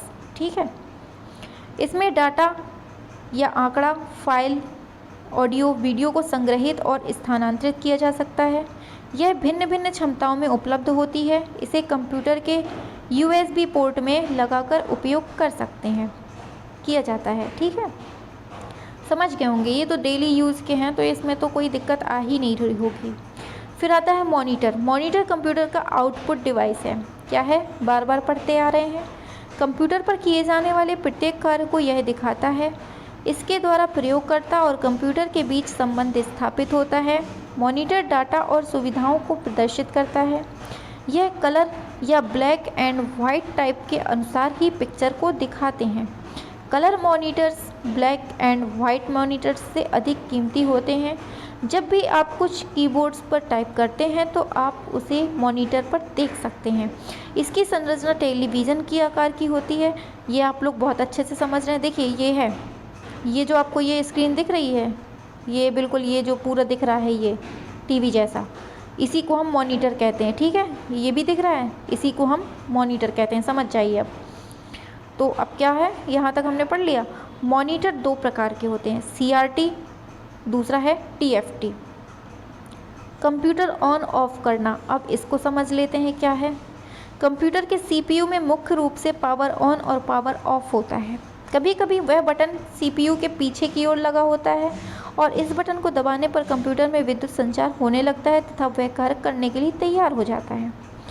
इस बटन को पुनः दबाने पर कंप्यूटर बंद हो जाता है और रीसेट बटन द्वारा बिजली से बिना संपर्क तोड़े कंप्यूटर को दोबारा चालू कर सकते हैं।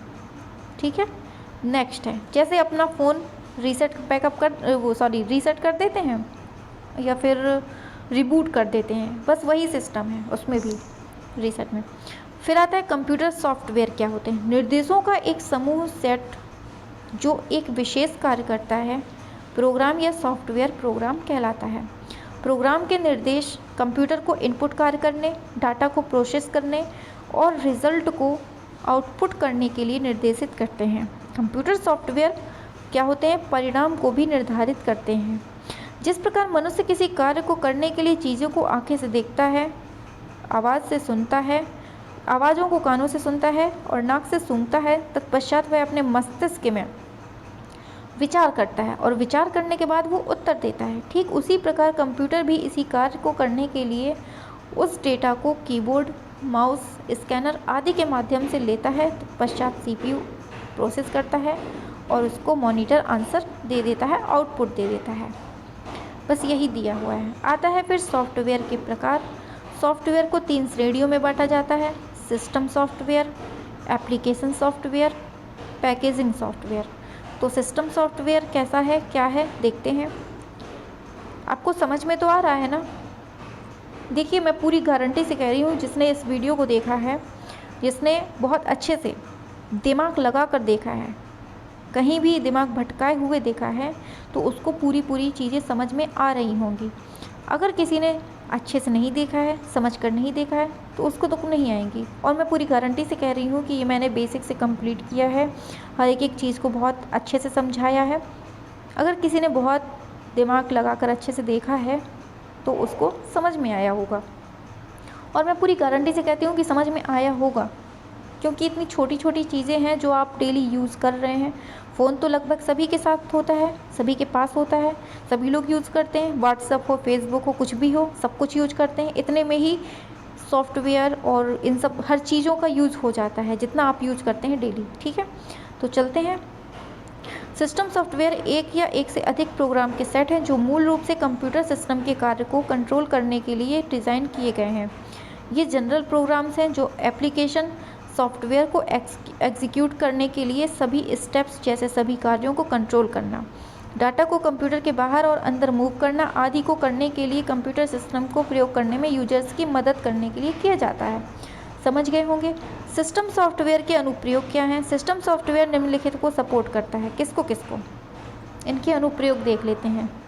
तो अन्य सॉफ्टवेयर को चलाना, printers, card readers, disk, tab devices, ये सब कम्युनिकेट करना, अन्य प्रकार के सॉफ्टवेयर को विकसित करना, विभिन्न हार्डवेयर रिसोर्सेज जैसे मेमोरी, प्रिंटर्स, CPU आदि के प्रयोग को मॉनिटर करना।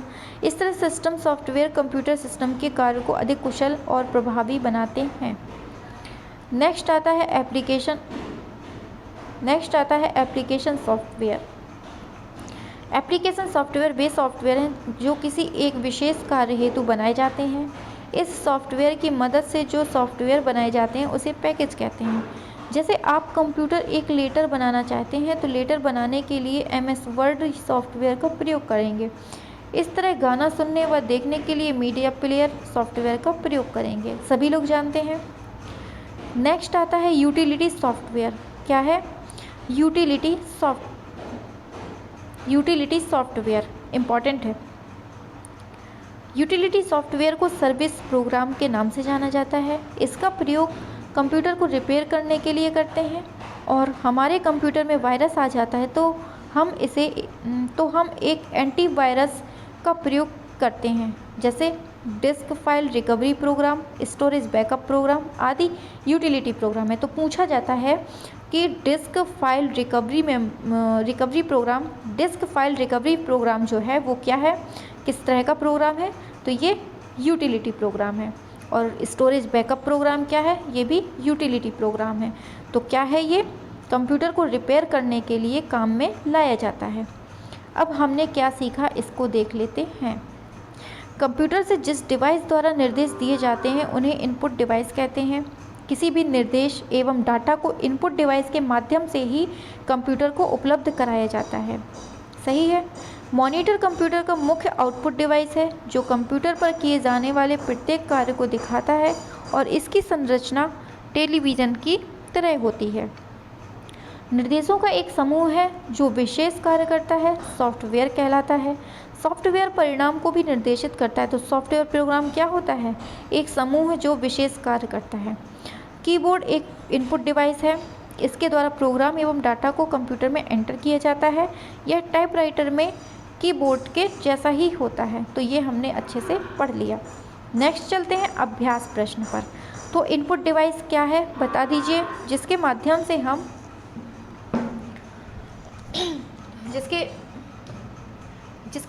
से हम ऑर्डर देते हैं। तो किसके माध्यम से हम ऑर्डर देते हैं? तो मॉनिटर में तो हमारा रिजल्ट निकल कर आता है, प्रिंटर में भी रिजल्ट आता है, प्रोजेक्टर में भी रिजल्ट आता है। कीबोर्ड से हम ऑर्डर देते हैं। क्या करते हैं? ऑर्डर देते हैं। ठीक है। रीसेट बटन का प्रयोग कहाँ पर होता है? कंप्यूटर बंद करने के लिए, कंप्यूटर की गति बढ़ाने के लिए, कंप्यूटर को निर्देश देने के लिए, कंप्यूटर दोबारा प्रारंभ करने के लिए। किसमें? तो ये आपको पता है, कंप्यूटर को दोबारा से कंप्यूटर को दोबारा से प्रारंभ करने के लिए होता है। नेक्स्ट चलते हैं। तो निर्देशों को प्रोसेसर तक भेजते हैं। एंटर बटन दबाकर, रीसेट बटन, डिलीटर। देखिए ऐसे ही जैसे ये क्वेश्चंस हैं, ऐसे ही क्वेश्चन एग्ज़ाम में आएंगे। और ये क्वेश्चन कहाँ से आ रहे हैं अभी आपने पढ़ लिया है, तो आपसे बन रहे होंगे, आप लोगों को अच्छे से समझ में आया होगा, तो आप क्वेश्चंस कर ले जाएंगे। तो ठीक है, हम कहते हैं इस वीडियो को कम से कम 1 से 2 बार, एक बार तो देखेंगे ही देखेंगे, 2 से 3 बार आप देखिए। 2 से 3 बार में ना आपको ऐसी चीज़ें याद हो जाएंगी ना, रट सी जाएंगी। फिर तो चाहे जहाँ से क्वेश्चन आ जाए, छूट ही नहीं सकता है। 5 नंबर का है, 5 में हम कहते हैं 4 नंबर तो हाथ में लेकर ही चलिए आप, कि 4 तो हमें चाहिए। अगर 5वां सही हो जाए तो बहुत ही अच्छी बात है। तो निर्देशों को प्रोसेसर तक भेजने के लिए किसका? एंटर बटन का करते हैं। न्यूमेरिक की कैसी कहाँ पर होती हैं? कीबोर्ड में होती हैं। इसका क्या होता है मतलब? जैसे क्या होता है, उसको क्या कहते हैं, जिसमें जोड़ घटाना किया जाता है? कैलकुलेटर। जैसे कैलकुलेटर की बटनें होती हैं ना, जिसमें 1 2 3 4 5 ऐसे लिखा होता है, यही न्यूमेरिक कीज होती हैं। ऐसे ही कंप्यूटर पे लिखा होता है कीबोर्ड में। ठीक है। अब इसके ये हैं, इनको देख लेते हैं। कंप्यूटर में माउस एक क्या है? पॉइंटिंग डिवाइस है। F1 से F12 तक की कीज़ को क्या कहते हैं? फंक्शन की कहते हैं। डिलीट बटन से स्क्रीन पर लिखा अक्षर डिलीट हो जाता है। शिफ्ट बटन को दबाकर अक्षर टाइप करने पर वह कैपिटल बड़ा हो जाता है या छोटा हो जाता है। ठीक है। अगर उसको ऑन कर देंगे तो बड़ा हो जाता है, ऑफ कर देंगे तो छोटा हो जाता है। कीबोर्ड एक आउटपुट डिवाइस है, बिल्कुल गलत बात है। ये क्या है? ये इनपुट है, इसमें हम ऑर्डर देते हैं। दूसरा है CPU कार्यक्रम का मस्तिष्क होता है, बिल्कुल करेक्ट बात है, पिछले चैप्टर से पढ़ रहे हैं। Power on power off button CPU में होता है, बिल्कुल सही बात है। मॉनिटर एक इनपुट डिवाइस है, गलत बात है भाई, बार बार बोल रहे हैं गलत बात है। मॉनिटर एक इनपुट कैसे हो सकता है? ये क्या है? आउटपुट है, क्योंकि हमें ये रिज़ल्ट देता है। अब तो आपकी उंगलियों में नाचने लगे होंगे ये। तो अब देखिए हमने क्या क्या पढ़ लिया।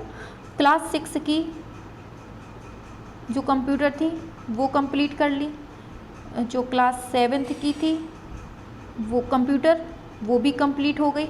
अब हम बढ़ रहे हैं क्लास 8 की तरफ। इसका भी एक चैप्टर है कंप्यूटर का, इसे भी हम कंप्लीट कर रहे हैं। तो आपने देखा 6 कंप्लीट 7 कंप्लीट, 6 और 7 से कितने क्वेश्चन बन गए, इम्पॉर्टेंट थे।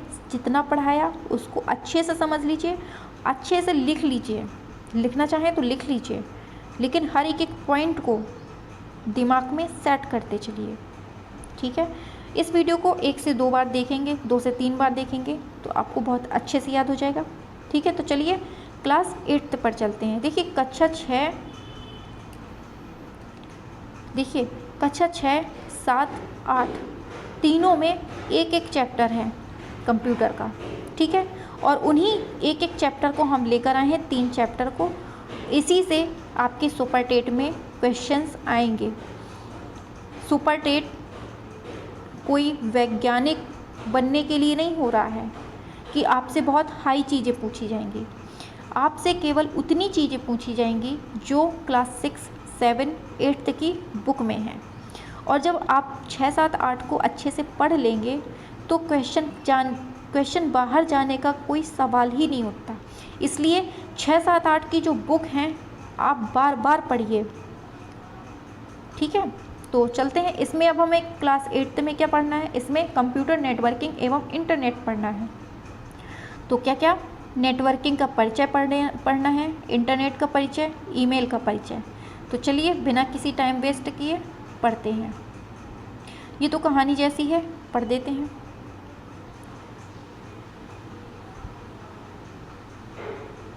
मीना गांव से शहर अपने भाई के साथ आई थी। उसका भाई कंप्यूटर के विषय की अच्छी जानकारी रखता था। शहर आने के बाद मीना अपने भाई से कंप्यूटर के हार्डवेयर और सॉफ्टवेयर की विधिवत जानकारी ले चुकी थी।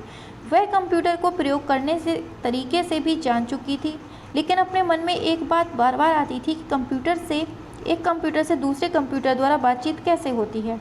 उसने एक दिन अपने भाई से पूछा कि कंप्यूटर द्वारा आपस में बातचीत कैसे संभव होती है। भाई ने कहा एक कंप्यूटर से दूसरे कंप्यूटर द्वारा बातचीत करने को डाटा ट्रांसफ़र कहते हैं। तो आ गया क्वेश्चन, एक कंप्यूटर से दूसरे कंप्यूटर द्वारा बातचीत करने को क्या कहते हैं, डेटा ट्रांसफ़र कहते हैं। जहाँ बातचीत का अर्थ है एक कंप्यूटर दूसरे कंप्यूटर को किसी माध्यम के जरिए डेटा का आदान प्रदान करता है, जिसे हम कंप्यूटर की भाषा में डेटा ट्रांसमिशन कहते हैं। जितना हम अंडरलाइन कर रहे हैं वो आपको बिल्कुल से रट लेना है, ठीक है। डेटा ट्रांसमिशन के लिए सारे कंप्यूटर केबल अथवा वायरलेस के माध्यम से आपस में जुड़े हुए होते हैं। इस प्रकार के जाल की तरह कंप्यूटर के जुड़ने को नेटवर्किंग कहते हैं। इस बात को तुम इस तरह से भी समझ सकती हो कि जब हम लोग छोटे थे तब 2 माचिस के खाली डिब्बों को धागा से बांधकर दूर खड़े हो जाते थे। तब जब एक डिब्बे से आवाज़ देते थे तो दूसरे में सुनाई देता था। एक डिब्बे से तुम बोलती थी तो दूसरे डिब्बे में मैं सुनता था, और जब मैं डिब्बे से बोलता था तो तुम सुनती थी। तुम बोलती थी इसलिए तुम प्रेषक मतलब सेंडर थी, और मैं सुनता था तो मैं ग्राही मतलब रिसीवर हूँ। और जो धागा था वो क्या था, मीडियम था। समझ गए, तो मीडियम कहा जाएगा। ठीक उसी प्रकार जब 2 कंप्यूटर को आपस में केबल के माध्यम से जोड़ देते हैं तो उसे नेटवर्क कहते हैं, केबल के माध्यम से। कंप्यूटर की नेटवर्किंग में भी सेंडर रिसीवर मीडियम होता है। जैसे सेंडर जो मैसेज, जैसे आपने व्हाट्सएप में मैसेज किया, ये आपने भेजा, मुझे भेजा, तो आपने भेजा है तो आप सेंडर होंगे, और किसके माध्यम से, व्हाट्सएप के माध्यम से भेजा है। और रिसीवर मतलब मेरे पास भेजा है तो मैं रिसीवर हूँ, मैं आपके मैसेज को रिसीव करूँगा। मीना ने कहा कि यह केवल 2 पास पड़े कंप्यूटर ही संभव है। भाई ने कहा नहीं, कंप्यूटर नेटवर्क आपस में जुड़े हुए कंप्यूटरों का एक जाल है जो भौगोलिक रूप से अलग अलग होते हैं, और कंप्यूटर नेटवर्किंग को उनकी दूरी के आधार पर 2 तरीके से वर्णन किया जा सकता है। पहला लोकल एरिया नेटवर्क, दूसरा वाइड एरिया। तो देखिए बहुत पूछा जाता है इसलिए बहुत अच्छे से समझिएगा। LAN और WAN, इसका पूरा नाम है लोकल एरिया नेटवर्क, इसका नाम है wide area network. Local area network में क्या होता है कि जितने भी कंप्यूटर्स होते हैं सभी तार के माध्यम से या केबल के माध्यम से जुड़े होते हैं, तार या केबल के माध्यम से। लेकिन जो वाइड एरिया नेटवर्क होते हैं वो सैटेलाइट के माध्यम से होते हैं। किससे? सैटेलाइट के माध्यम से जुड़े होते हैं, ठीक है। और जो लैन होता है इसकी दूरी क्या होती है? 1 मील तक की होती है इसकी दूरी। और जो वाइड एरिया नेटवर्क होता है इसकी दूरी क्या होती है? ये हो सकता है कि एक ज़िले में बैठा हुआ व्यक्ति दूसरे ज़िले में बात कर रहा हो, एक ज़िले में बैठा व्यक्ति दूसरे राज्य में से बात कर रहा हो, एक ज़िले में बैठा व्यक्ति दूसरे देश से बात कर रहा हो, एक ज़िले में बैठा व्यक्ति दूसरे कहीं से भी बात कर रहा हो। मतलब वाइड एरिया नेटवर्क इतना विशाल होता है कि कहीं का भी व्यक्ति कहीं से भी बात कर सकता है। और लोकल एरिया नेटवर्क ये प्रतिबद्ध होता है, 1 मील की दूरी तक होता है, ठीक है। अब पढ़ते हैं तो अब आपको अच्छे से समझ में आ जाएगा। Local area network, wide area. तो एक कमरे, भवन, ऑफिस अथवा कैंपस में एक कंप्यूटर नेटवर्क को लोकल एरिया नेटवर्क कहा जाता है। ये कंप्यूटर्स आपस में ट्विस्टेड केबल अथवा अन्य केबल द्वारा जुड़े होते हैं। इनमें 2 कंप्यूटरों के बीच की दूरी अधिक से अधिक 1 मील होती है, अभी बताया हमने। अब आता है wide area network, WAN। 2 cable से ना जुड़कर सैटेलाइट के माध्यम से जुड़े होते हैं। किससे? सैटेलाइट से। इसमें 2 कंप्यूटरों की दूरी किसी 2 शहर, राज्य, देश कुछ भी हो सकती है, जिसे साधारणतः वायरलेस नेटवर्क कहते हैं। इंपॉर्टेंट है, वायरलेस नेटवर्क कौन होता है? WAN होता है, ठीक है। नेक्स्ट, इंटरनेट क्या है? मीना तुरंत बोली, हाँ यह शब्द मैंने पहले कहीं पढ़ा है लेकिन ठीक से समझ नहीं आ रहा। भैया आप ही इसको ठीक से समझा दें। तो भैया क्या कहते हैं? नेटवर्किंग का प्रयोग सबसे पहले अमेरिका की सुरक्षा विभाग ने किया था। किसने किया था? सुरक्षा विभाग ने। वह अपने डेटा को एक स्थान से दूसरे स्थान पर भेजने के लिए नेटवर्किंग का प्रयोग करते थे, लेकिन उनकी सीमाएं निर्धारित होती थीं। तब उन्होंने और खोज की और इंटरनेट का प्रयोग किया। इंटरनेट का अर्थ इंटरनेशनल नेटवर्किंग होता है। इंटरनेट देश विदेश में रखे कंप्यूटरों का नेटवर्किंग है जो सैटेलाइट के माध्यम से जुड़े होते हैं, ठीक है।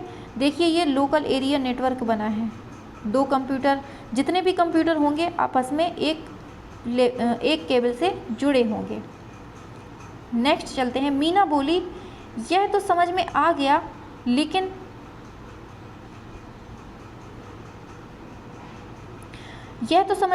लेकिन इसमें डेटा का ट्रांसमिशन किस प्रकार होता है यह बताइए। भाई ने कहा, अपना कंप्यूटर इंटरनेट से नहीं जुड़ा है।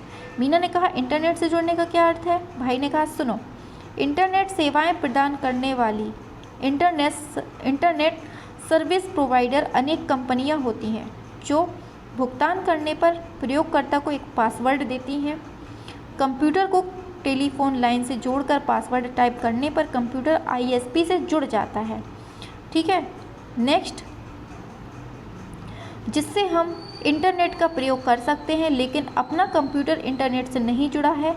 हम लोग कल इंटरनेट वाली दुकान पर चलेंगे, वहाँ मेरा मित्र है। उसको दूसरे दिन मीना और भाई इंटरनेट वाली दुकान पर पहुँचे। भाई ने राजू से मीना का परिचय करवाया और कहा कि मेरी बहन को यह बताओ कि इंटरनेट किस तरह प्रयोग किया जाता है। राजू ने कहा, सुनो मीना, सबसे पहले इंटरनेट में प्रयोग होने वाली शब्दावली पहचानो। तो शब्दावलियाँ ये दी हुई हैं, इनको पहचानना है। क्या है? तो देखिए www, इसका जो पूरा नाम है वर्ल्ड वाइड वेब। इसकी जो मतलब आविष्कार, इसके जो खोजकर्ता जाने जाते हैं तो कौन है? वो हैं टिम बर्नर्स-ली। कौन है? टिम बर्नर्स-ली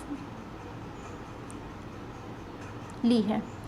फिर आता है ब्राउज़र, URL, वेबसाइट, हॉटलिंक। अब इनको समझेंगे तो चलते हैं आगे। आता है वर्ल्ड वाइड वेब, www। हाँ, यह सर्वर का समूह होता है जो हाइपर टेक्स्ट के माध्यम से जुड़ा होता है। तो क्वेश्चन यहाँ से बन गया कि वर्ल्ड वाइड वेब किससे जुड़ा होता है? तो किससे होता है? हाइपर टेक्स्ट के माध्यम से जुड़ा होता है। समझ में तो आ रहा है ना?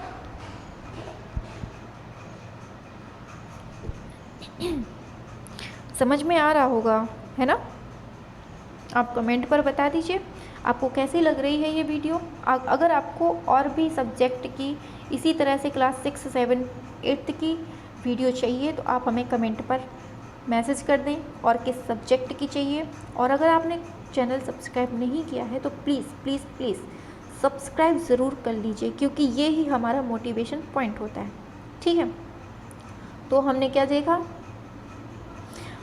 आता है तो हाइपरटेक्स्ट सर्वर कंप्यूटर या प्रोग्राम नेटवर्क में स्थित किसी अन्य कंप्यूटर या प्रोग्राम को सेवा प्रदान करता है। हाइपरटेक्स्ट संदेश दर्शाने का एक तरीका है किसी शब्द को हाइपरलिंक के माध्यम से व्यक्त करने और एक पेज, ये इम्पॉर्टेंट है, एक बहुत इम्पॉर्टेंट है, बहुत ज़्यादा। देखिए हाइपरलिंक जो होता है वो व्यक्त करने और एक पेज से दूसरे पेज तक जाने के लिए, अरे यार शुरू से देखते हैं इसको। हाइपरटेक्स्ट संदेश दर्शाने का एक तरीका है। हाइपरटेक्स्ट क्या है? संदेश दर्शाने का तरीका है और किसी शब्द को हाइपरलिंक के माध्यम से व्यक्त करते हैं। हाइपरलिंक के माध्यम से क्या होता है, किसी शब्द को व्यक्त करते हैं और एक पेज से दूसरे पेज में जाने के लिए हाइपरटेक्स्ट। तो ये बहुत इंपॉर्टेंट है, बहुत ज़्यादा इम्पॉर्टेंट है। ठीक है, अब आता है वेबसाइट। वेबसाइट के द्वारा हम गीत, संगीत, नौकरी, एनिमेशन, ये सब जानते हैं, बताने की ज़रूरत नहीं है। नेक्स्ट है ब्राउज़र, इम्पॉर्टेंट है।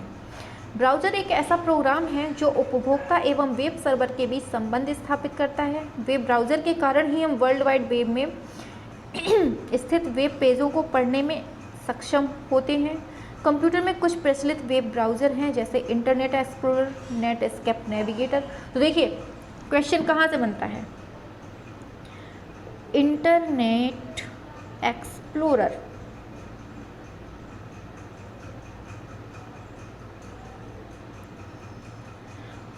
इंटरनेट एक्सप्लोरर क्या है? वेबसाइट है, ब्राउज़र है, www है, URL है, क्या है? तो क्या होता है आंसर? ब्राउज़र है ये। ऐसे ही पूछ देगा नेट एस्केप नेविगेटर क्या है? ये भी क्या है? ब्राउज़र है। इम्पॉर्टेंट क्वेश्चन है। ठीक है, नेक्स्ट पर चलते हैं। अब क्या आ जाता है, बताइए बताइए। Hot link. अब आता है हॉट लिंक। हॉट लिंक में किसी वेबसाइट को सामान्य उपभोक्ता के लिए प्रतिबंधित कर दिया जाता है और कुछ विशेष प्रकार के लोगों के लिए उनके प्रयोग की अनुमति होती है। फिर आता है URL। वर्ल्ड वाइड वेब में स्थित प्रत्येक वेबसाइट को एक वेब एड्रेस दिया जाता है जिसे URL कहा जाता है। इसे uniform resource locator, full form important है, यूनिफॉर्म रिसोर्स लोकेटर कहते हैं। और जैसे ये दिया हुआ है, यही वर्ल्ड वाइड वेब का URL है। इसे वेबसाइट का पता भी कहते हैं, मतलब एड्रेस भी बोलते हैं। ठीक है, अब आता है इंटरनेट का प्रयोग। राजू ने कहा आओ हम सभी कंप्यूटर के मॉनिटर पर देखें। सबसे पहले स्क्रीन पर नीचे की ओर स्टार्ट बटन होती है जैसे बनी हुई है, इस पर हम जाकर बायां बटन दबाते हैं। फिर मॉनिटर पर खुले विंडोज़ में प्रोग्राम पर जाकर बायां बटन दबाते हैं। इसके बाद इंटरनेट एक्सप्लोरर का माउस का बटन बायां बटन दबाते हैं।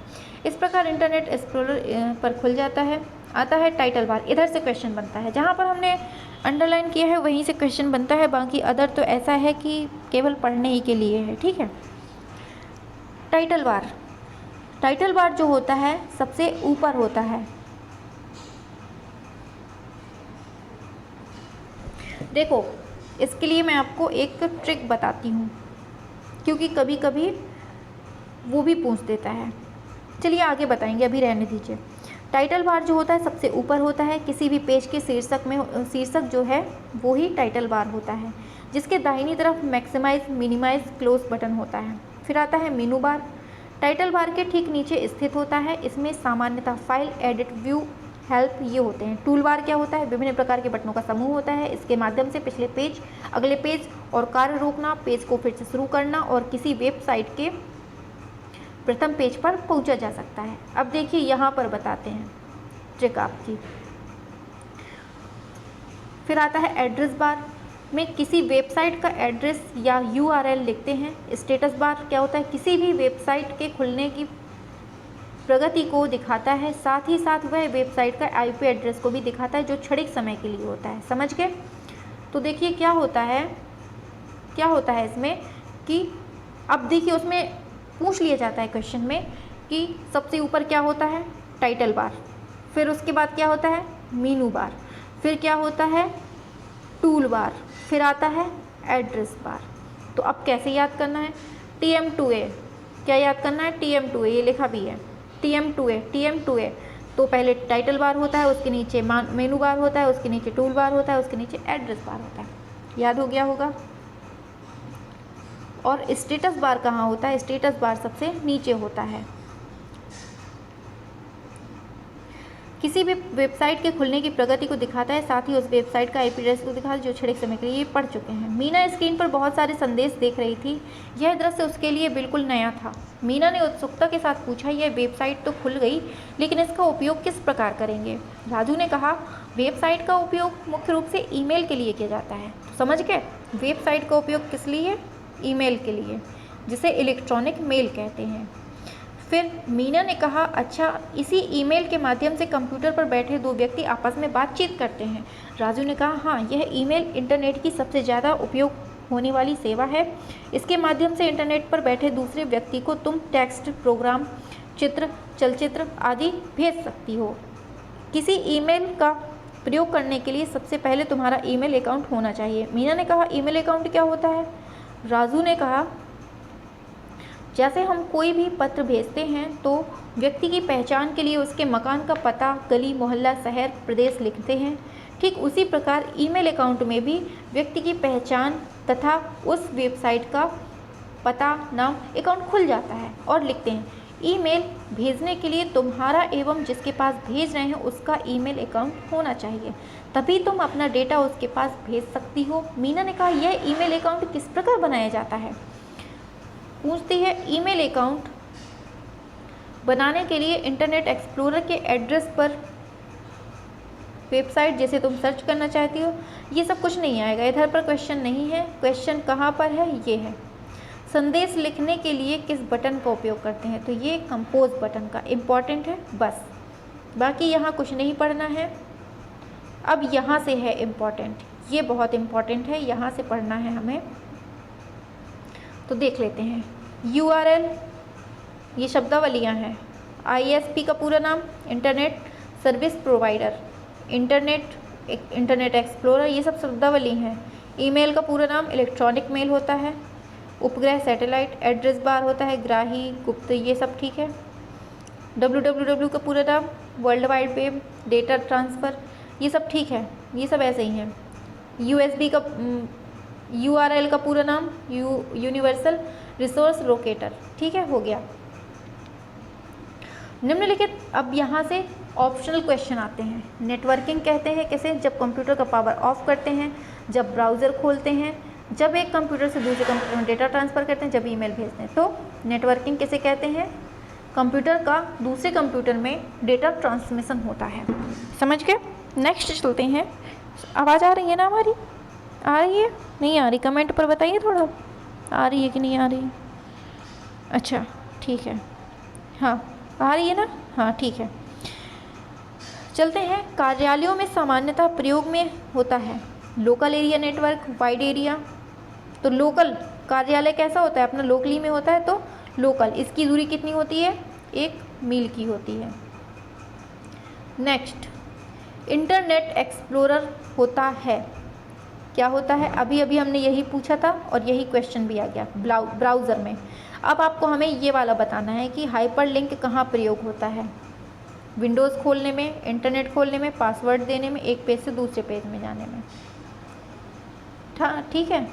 अब आता है ये नेट स्किप नेविगेटर, क्या होता है, ब्राउज़र, अभी अभी पढ़ा है। एड्रेस बार पर क्या लिखते हैं, वेबसाइट या कंप्यूटर, क्या लिखते हैं बताइए। तो एड्रेस पर हम क्या लिखते हैं, वेबसाइट लिखते हैं। फिर इंटरनेट से जुड़ने के लिए क्या खोलते हैं हम, डायल अप नेटवर्क खोलते हैं। ईमेल देखने के लिए इनबॉक्स पर क्लिक करते हैं, ये तो सभी जानते हैं। ईमेल पर संदेश टाइप करने के लिए कंपोज बटन पर क्लिक करते हैं, बिल्कुल सही बात है। अकाउंट खोलने के लिए साइन इन पर करते हैं, सही बात है। ईमेल से चित्र नहीं भेजा जा सकता, ये तो गलत बात है ना, भेज सकते हैं। ईमेल वेबसाइट नहीं होता है, ये गलत है, होता है। फिर आता है मिलान करने के लिए। वैन में क्या होता है,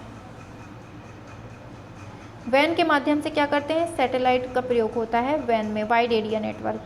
ISP क्या होता है, ये इंटरनेट सेवा प्रदान करती है। लैन में क्या होता है, ये लोकल एरिया नेटवर्क, तार जुड़े होते हैं। मैक्सिमाइज से क्या होता है, पूरे स्क्रीन पर फुल करके दिखाता है। नेक्स्ट है, अब यहाँ से हमारी क्लास 8th की जो कंप्यूटर है वो भी कंप्लीट हो जाती है। तो हमने पूरी क्लास 6, 7th एंड 8th इन सभी की जो गवर्नमेंट स्कूल पर बुक चलती है उसकी हमने कंप्यूटर देख ली है, और जो कि सुपर टेट के दृष्टिकोण से बहुत इम्पॉर्टेंट है, मोस्ट इम्पॉर्टेंट है। तो इसको पढ़ना आपके लिए बहुत ज़रूरी हो जाता है। जो भी सुपर टेट की कर रहे हैं उनके लिए तो बहुत ज़रूरी, और जिसमें भी कंप्यूटर पूछी जाती है उनके लिए बेसिक नॉलेज होना बहुत इम्पॉर्टेंट है। और बेसिक के लिए ये वीडियो रामबाण है, और सुपर टेट में बेसिक ही पूछा जाता है। आप सोचें कि कंप्यूटर 5 नंबर की आती है तो हम बहुत हाई फाई पढ़ लें, तो कोई ज़रूरत नहीं है हाई फाई पढ़ने की। जितना इधर पढ़ाया गया है क्लास 6 में, 7th में, 8th में, जितना सिलेबस दिया है इतना ही आपका सुपर टेट में है। तो आपको केवल इतना ही पढ़ना है। और हाँ, अलग बात, अगर आप ऐसी ही वीडियो और चाहते हैं तो आप हमें सब्जेक्ट नीचे कमेंट पर लिखकर भेजें कि आपको किस सब्जेक्ट की इसी तरह से वीडियो चाहिए। ठीक है, तो चलते हैं, मिलते हैं नेक्स्ट वीडियो में। तो इसी के साथ बने रहिए। अगर चैनल सब्सक्राइब नहीं किया है तो कर लीजिए। Thank you, bye.